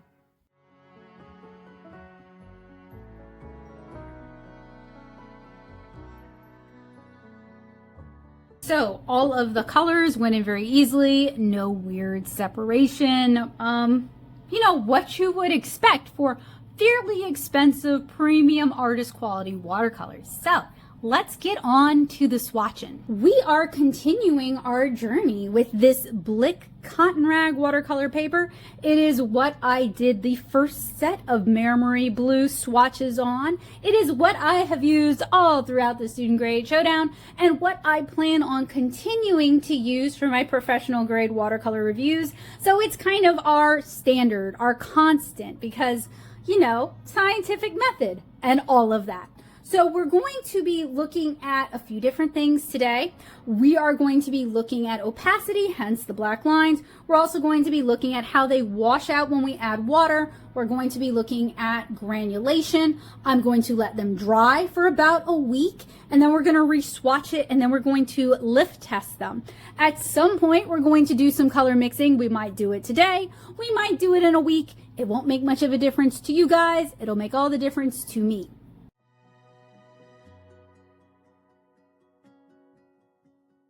So as we saw in the first part of the review, for me, working straight from wet paint can be pretty challenging. I mean, straight from the tube wet paint. It's one of the reasons I prefer to dry them in half pans and see how that goes. So there might be some weirdness with how I swatch them, since that's really just not my preferred working method, which is why we're going to revisit.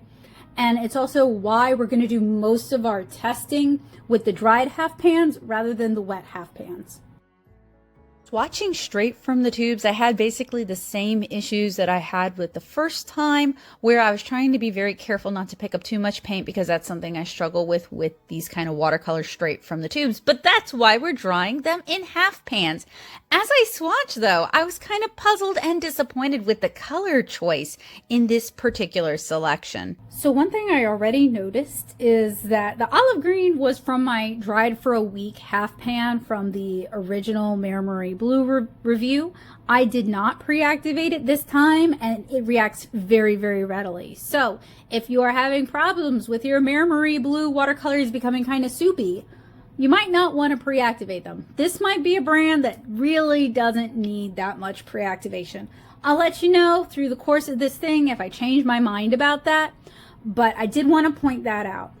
Otherwise, look, I'll be real with you guys. I'm not like super thrilled with this color palette. Give me a sec, let me grab the box and I'll kind of show you. Okay, this is just by the swatches, but over here, the colors just look a lot fresher and brighter. Like the green and the pink really pop, and this is more like an opera rose than this, which is a Quinacridone Red. There isn't really like a pinkety pink in this set, and I was fully expecting one of these colors to read as pink, because we have all this pink here. So I don't know, even a Quin pink instead of the black. The black is just such a, what's the black supposed to represent? Her signing her name? I don't know. It's a weird choice in my opinion. I'm not really like super vibing with it. Also, like, a phthalo blue instead of Prussian blue would give us a really pretty green. I'm gonna do a smidgen of color mixing just to see if we can get some of the colors that we have here, but I don't really understand why there was the inclusion of a black in this one. This doesn't really seem to be a mixing set to me, but I tried to do some common secondary color mixes anyway, and I also tried to mix some of the colors that I saw on the cover of her box and really kind of struggled to do that.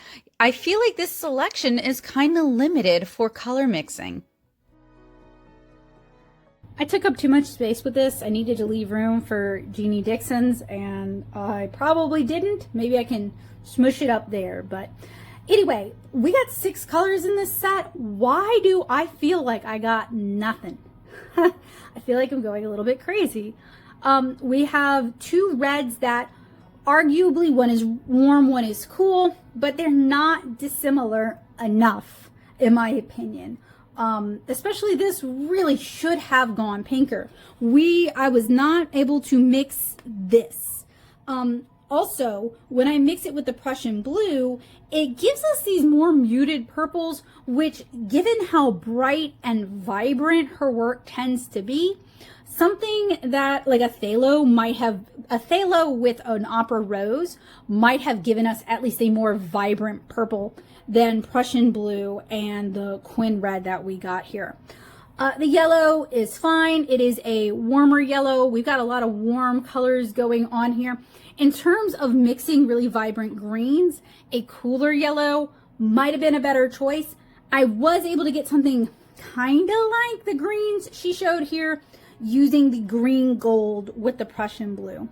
The inclusion of the black, in my opinion, for a palette that is ostensibly to appeal to the loose floral watercolor folks, the black doesn't really feel like it belongs. It doesn't really feel like it has a place. A Payne's gray would have been a better fit. A dark brown, like a burnt umber, would have been a better fit. The black is just kind of a dead color right there. And I'm not one of those artists who's like, you never need to paint with black. You don't have black. You don't need black in your art. I paint a lot of people and I paint a lot of hair, and black is very helpful when painting hair. So I'm not one of those artists, but with this palette and with her demographic, this doesn't make any sense to me, especially when you look at her book and just kind of the colors that she uses again and again in her book. These don't really fit with that. In fact, I think I wrote down what colors she really likes. Let me go grab my notes and we can revisit that. So what I have in my notes is that she likes Winsor & Newton. And she does actually have a recommended palette on page 4, so I'll go grab that. And she prefers Fabriano and Stonehenge. All right, here is Everyday Watercolor. Obviously, I can't put it down because these are still very wet. Page 4. Okay, so here are her recommended colors. She says her palette consists of a beautiful range of Winsor & Newton professional grade watercolor paints, including those shown below. So she does actually use, that would be, this says Mars Black, and this is Carbon Black, Ultramarine Violet, Prussian Blue. So she does use Prussian Blue, Phthalo Turquoise, Winsor Green, Sap Green. She does use Olive Green, Lemon Yellow Deep, Yellow Ochre, Scarlet Lake, Opera Rose, Cadmium Orange, Winsor Orange Red Shade, and Burnt Umber. So of the 6 colors that we received in our MaiMeriBlu set that I did purchase out of pocket in good faith, by the way, only 3 of these colors are similar or are the colors that she talks about. Lemon Yellow Deep is kind of similar to Primary Yellow. I'll almost call that a pass, but we don't have the Opera Rose, nor do we have Scarlet Lake.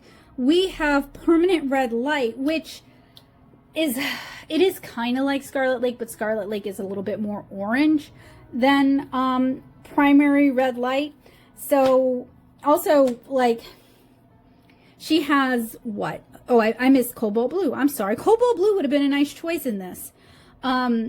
We don't have phthalo turquoise, Windsor green, obviously. We don't have Windsor green, sap green. We only have olive green. She lists a fair number of greens and we only have one. And I know this is a 6-color set, but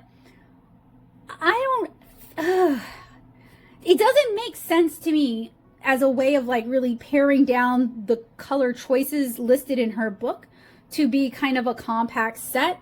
And this is supposed to be the colors and the brand that she recommends. And first of all, it's half as many, and that actually does kind of make sense. It is more cost effective and it is a smaller collaboration. I understand that, but I really was expecting to see the Opera Rose and a different green rather than green gold. Not that green gold isn't one of my favorite colors. It is. I love green gold. It is not the color I would pick as a mixing color. I would have done a cool yellow instead of this yellow here, and I would have done a phthalo blue instead of Prussian blue, and that's going to give you really zingy, bright, popping greens. So I just feel like, considering we had such a limited number of colors to work with, the choices were not necessarily the best to be able to paint this kind of stuff here. So what we are going to do next is I am going to set my palette aside for a week, give those colors a chance to dry out, and then we're going to re-swatch them right next to our straight from the tube swatches. And you guys saw I have, and this is a me thing, I don't really paint straight from the tube. I find I have trouble with paint control, but you guys saw me struggling with that when we were doing the color mixing. So before I disappear for a week, my time, no time, your time, I just want to point out that, like, for this whole influential artist / art influencer easily influenced series, I really want to like these products, whether it's the books or whether it's the paints. I really go into this wanting to like these things. These are things that I spent money on, and these are things that are going to either live in my house or that I am going to have to rehome and give to somebody else. So I really want to like these things. I really want these to be useful things. I really want these to be things that I can recommend to other people. I don't like complaining. I know it seems like I do, and sometimes it can be fun, but it's actually really discouraging to spend money on products and then not like them. I feel really wasteful when I do that. And the only thing I can kind of tell myself to kind of help with those feelings is maybe I'm helping somebody else avoid something that they don't need because they're not as impulsive as I am, right? I'm trying to use my ADHD for good, not for evil.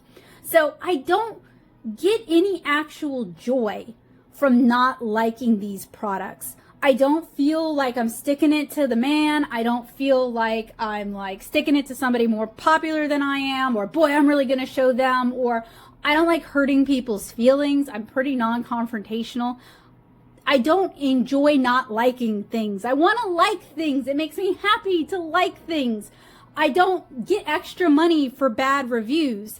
I sometimes attract attention I don't want with bad reviews. So whether I like a product or not, I want to like it. I'm going in hoping I'll like it. There's a few exceptions. Some of the like 5 Below reviews that I've done where I knew I wasn't going to like it, and I usually lead in with that.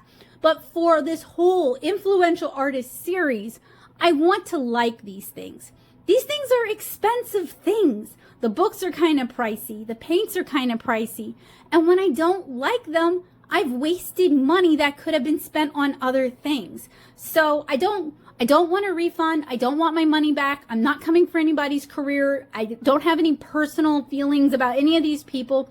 I'm just trying to share my experiences with other people in case it might be helpful in y'all saving some money or y'all having a better beginner watercolor experience by buying books that will genuinely help you and skipping the ones that might not be so helpful for you.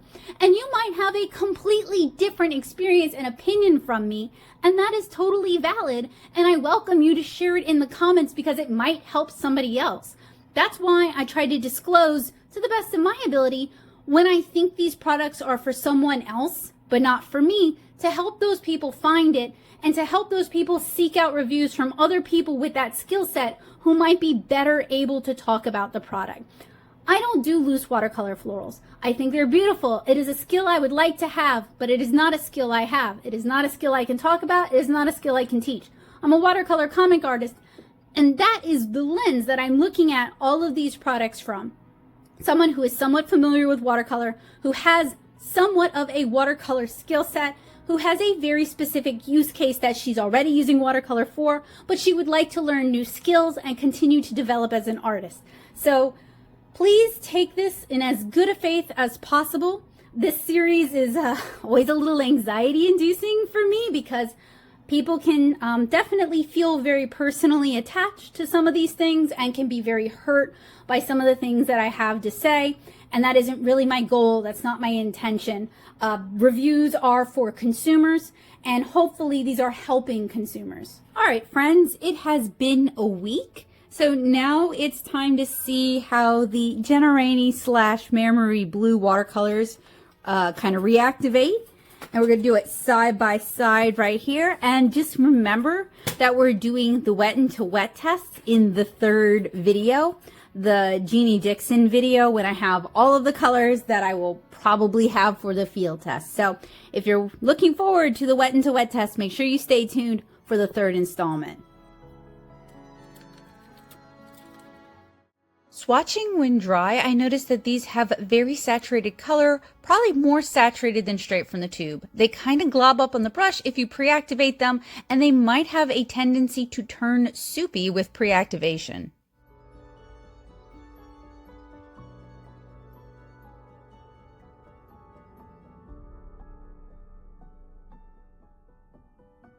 So I had no problems with activation, and it seems like some of the colors are a little bit more saturated and easier to handle than they were just straight from the tube. So next I'm going to do the lift test, and I'm going to do that with the colors that have been sitting for a week. And if we're not getting satisfactory results, we'll try it again with the ones that I literally just painted. It is raining outside, so you know, the humidity's pretty high. It's going to take things forever to dry.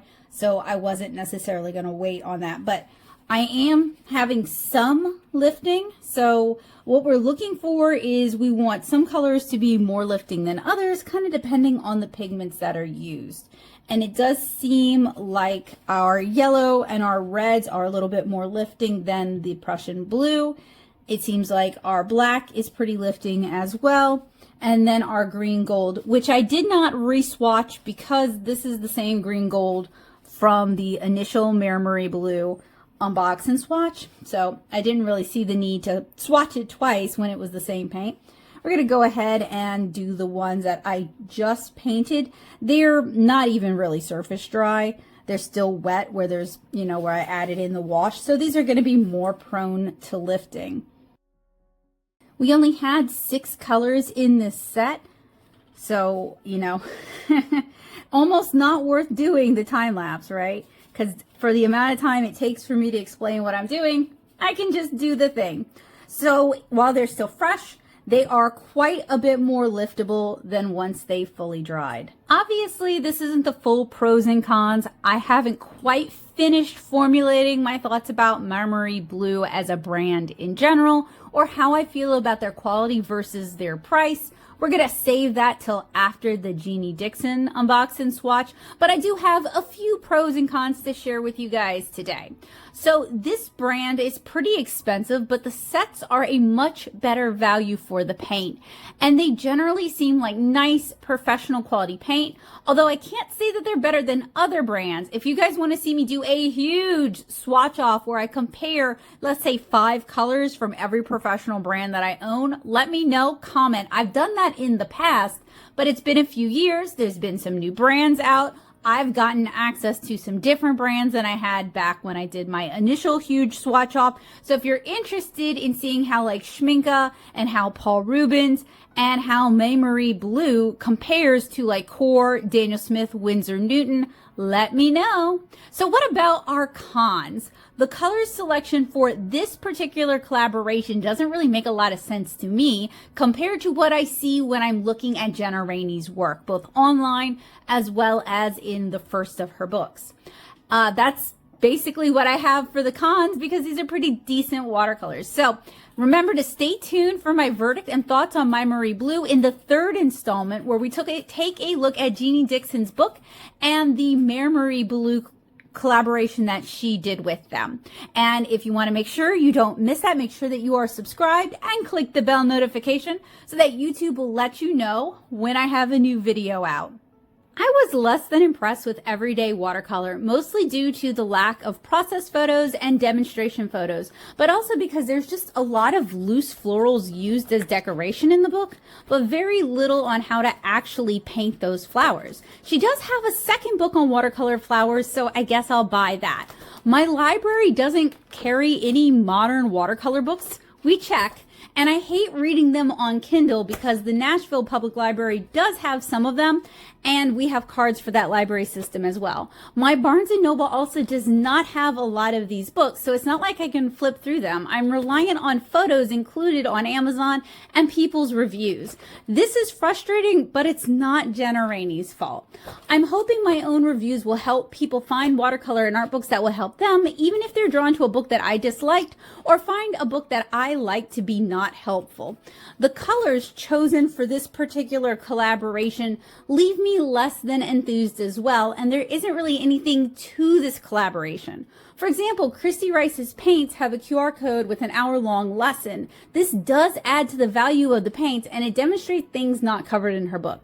If either Jenna Rainey or MaiMeriBlu released anything of that nature and I missed it, please send it my way. But on the packaging itself, there just doesn't really seem to be anything to indicate that there is like anything special about this particular collaboration to make it more worthwhile. And literally all I'm looking for is a demonstration on how she did this illustration with these paints. That would be it. That's all I would be looking for.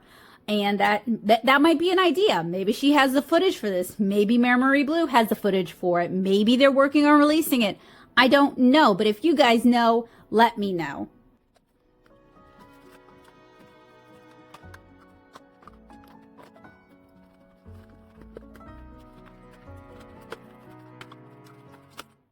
Also wanted to do a quick flip through of Everyday Watercolor so that you guys could see some of what I was talking about in the book review section, and also so that you guys can get kind of a feel for this book in general in case you're considering buying it. I think my biggest complaint is this book is extremely wordy and there just aren't enough photos to actually demonstrate what she's explaining, as you guys can kind of see here. And I was also frustrated by the lack of loose watercolor florals. There are a few, but if you look at the cover and if you look at some of the interstitial illustrations, it is much more prevalently depicted than it is actually explained. You guys see those tabs? Those are just to mark exercises that I would be interested in revisiting later on for my own education and interest. In general, though, I would not recommend this book over some of the other books that we have already talked about or that we will be talking about in the Easily Influenced series. I just don't necessarily feel like it hits the sort of art education notes that I was hoping to hit.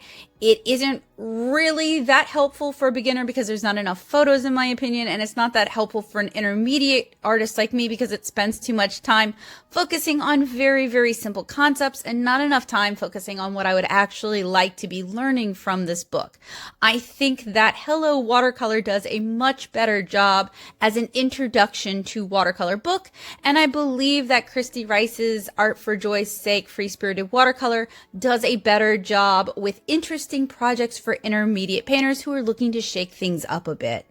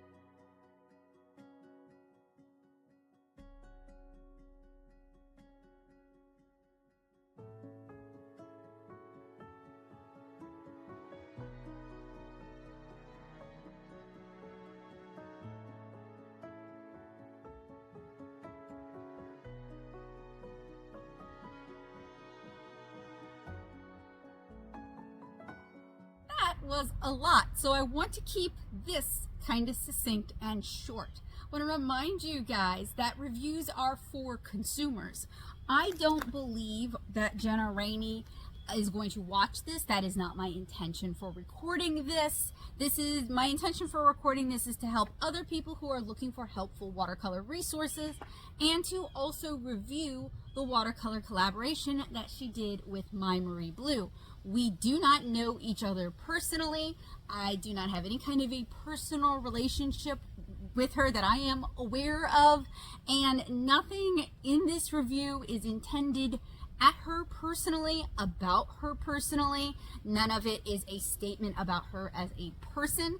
Everything that we talked about today is about the book, about the watercolors, or about the public persona that she's putting online and using to attract this audience. None of this is a judgment call about her as an individual, but rather as a businesswoman and as a business. So I know I have to reiterate this a lot because some people don't seem to understand that. And as somebody who watches a lot of book reviews and also avidly reads, I can see that this is also a problem in the book community as well. So I just wanted to reiterate this, especially because I am reviewing products that have a person's name attached, and it's not just me criticizing a company or praising a company for the watercolor supplies that they've made. So I do realize that sometimes some of the points that I bring up might come across as personal. I just want to reiterate that I don't know these people. And while I would be open to meet them at a later point, that is not what this is about. And I do not expect them to watch this or read my reviews. And I don't expect them to make changes based on what I said. That's not the intention here whatsoever. I am also aware that she has a watercolor florals book out that I will be checking out at a later date. It will probably get lumped in with my big art watercolor book review series that I'm doing for people who don't necessarily have a watercolor palette or a collaboration that they're doing, just to save everybody time. So to be honest, at this point in this series, so when I started the Easily Influenced series, I actually hadn't read a lot of books by other modern watercolor artists who are not considered fine artists. I had kind of the collection of what you can get secondhand at like McKay's or what you can find at your local library.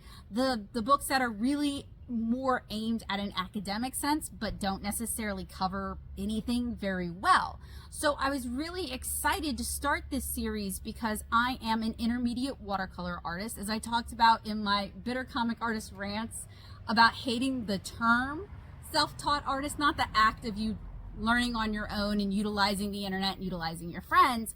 But as I mentioned in that video, I did not have much formal training in watercolor the way you might think. I didn't take a bunch of watercolor courses. My degree is not in watercolor.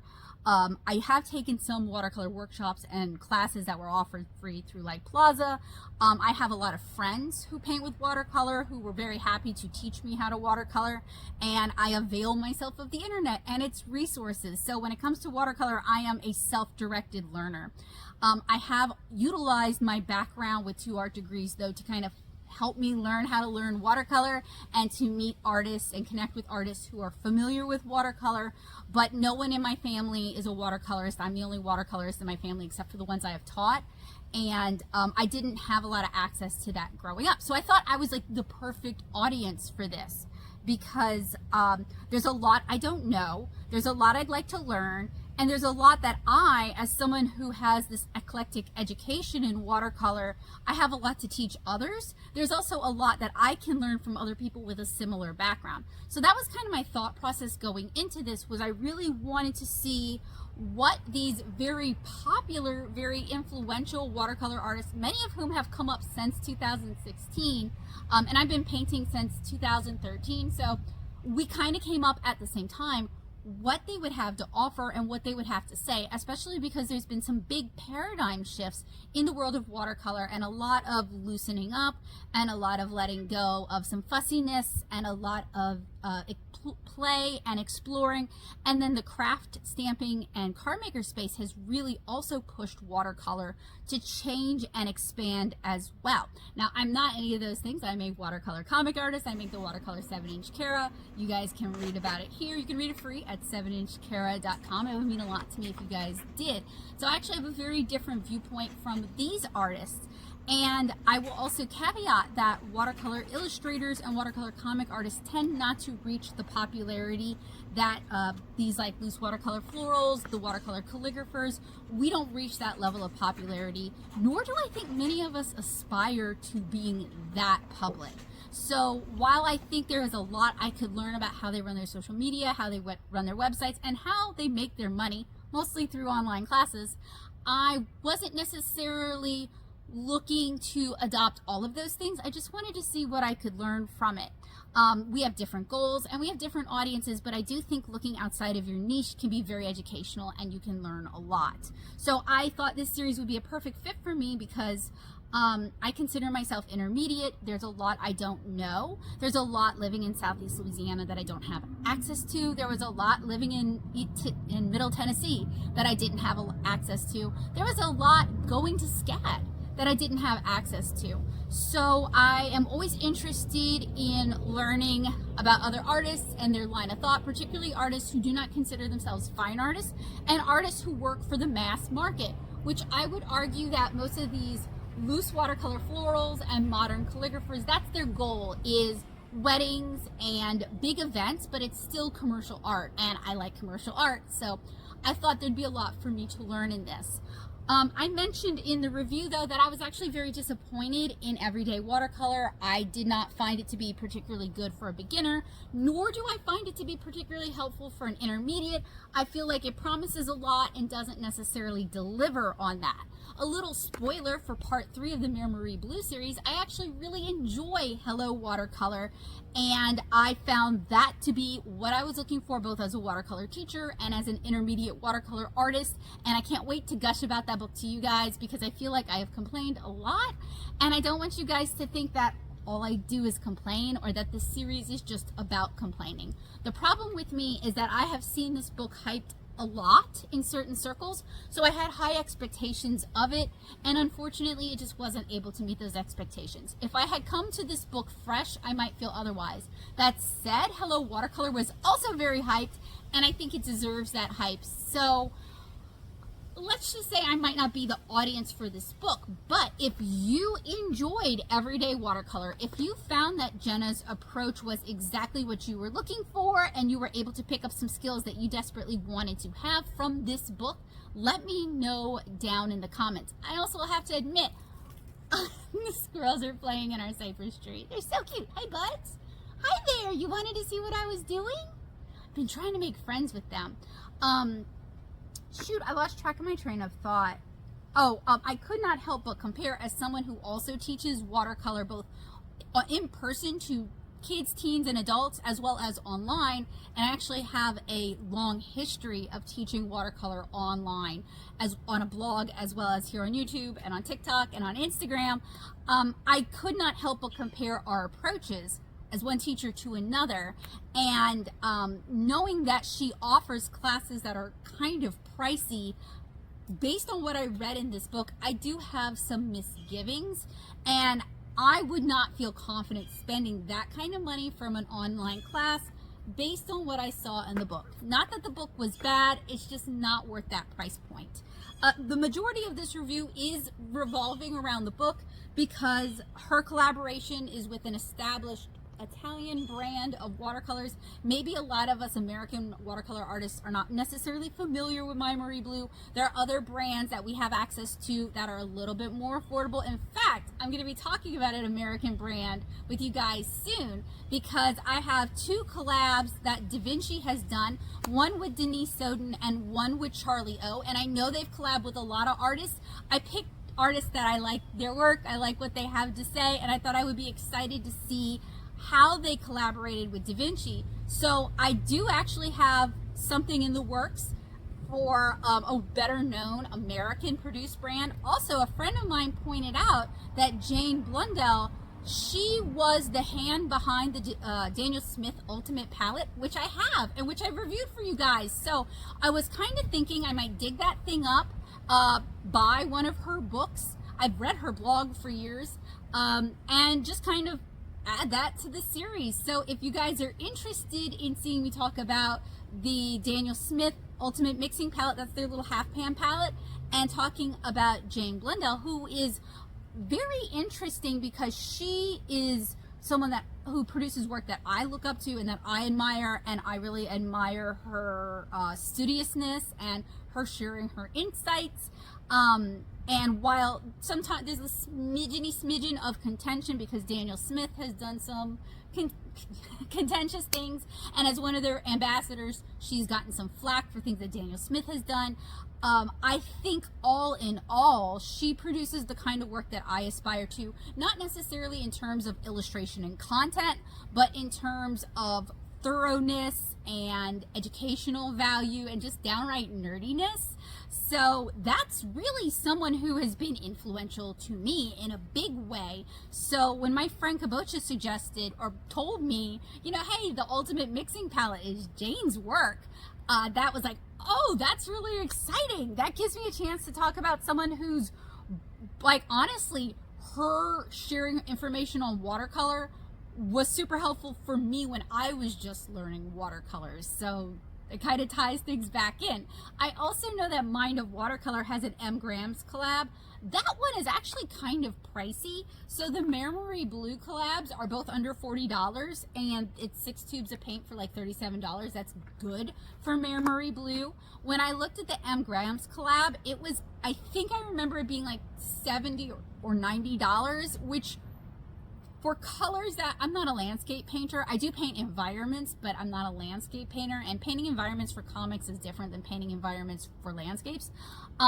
I wasn't super sure how much use I would get out of the colors that are in the Mind of Watercolor set. So I'm considering it, I'm thinking about it, but these kind of reviews are made possible because I use the funds from my Patreon to buy these supplies, so I can only do it a bit at a time. I couldn't just go out and spend $1,000, $2,000 getting everything I needed for this series.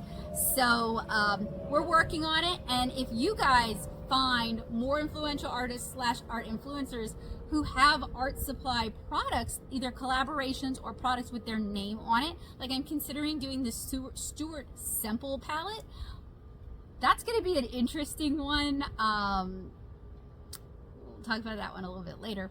And I also have some of the Rebel Unicorn stuff. However, she has a book coming out, and now I'm torn about whether I want to wait for the book to come out or just kind of rope the book in with everybody else's later on. So things to consider for sure. But if there is an influential artist who has a palette out that you guys would be interested in seeing me talk about, make sure you let me know. You can join me in my Art Center Discord server, the Paint Box, and send me the links and I'll take a look at it.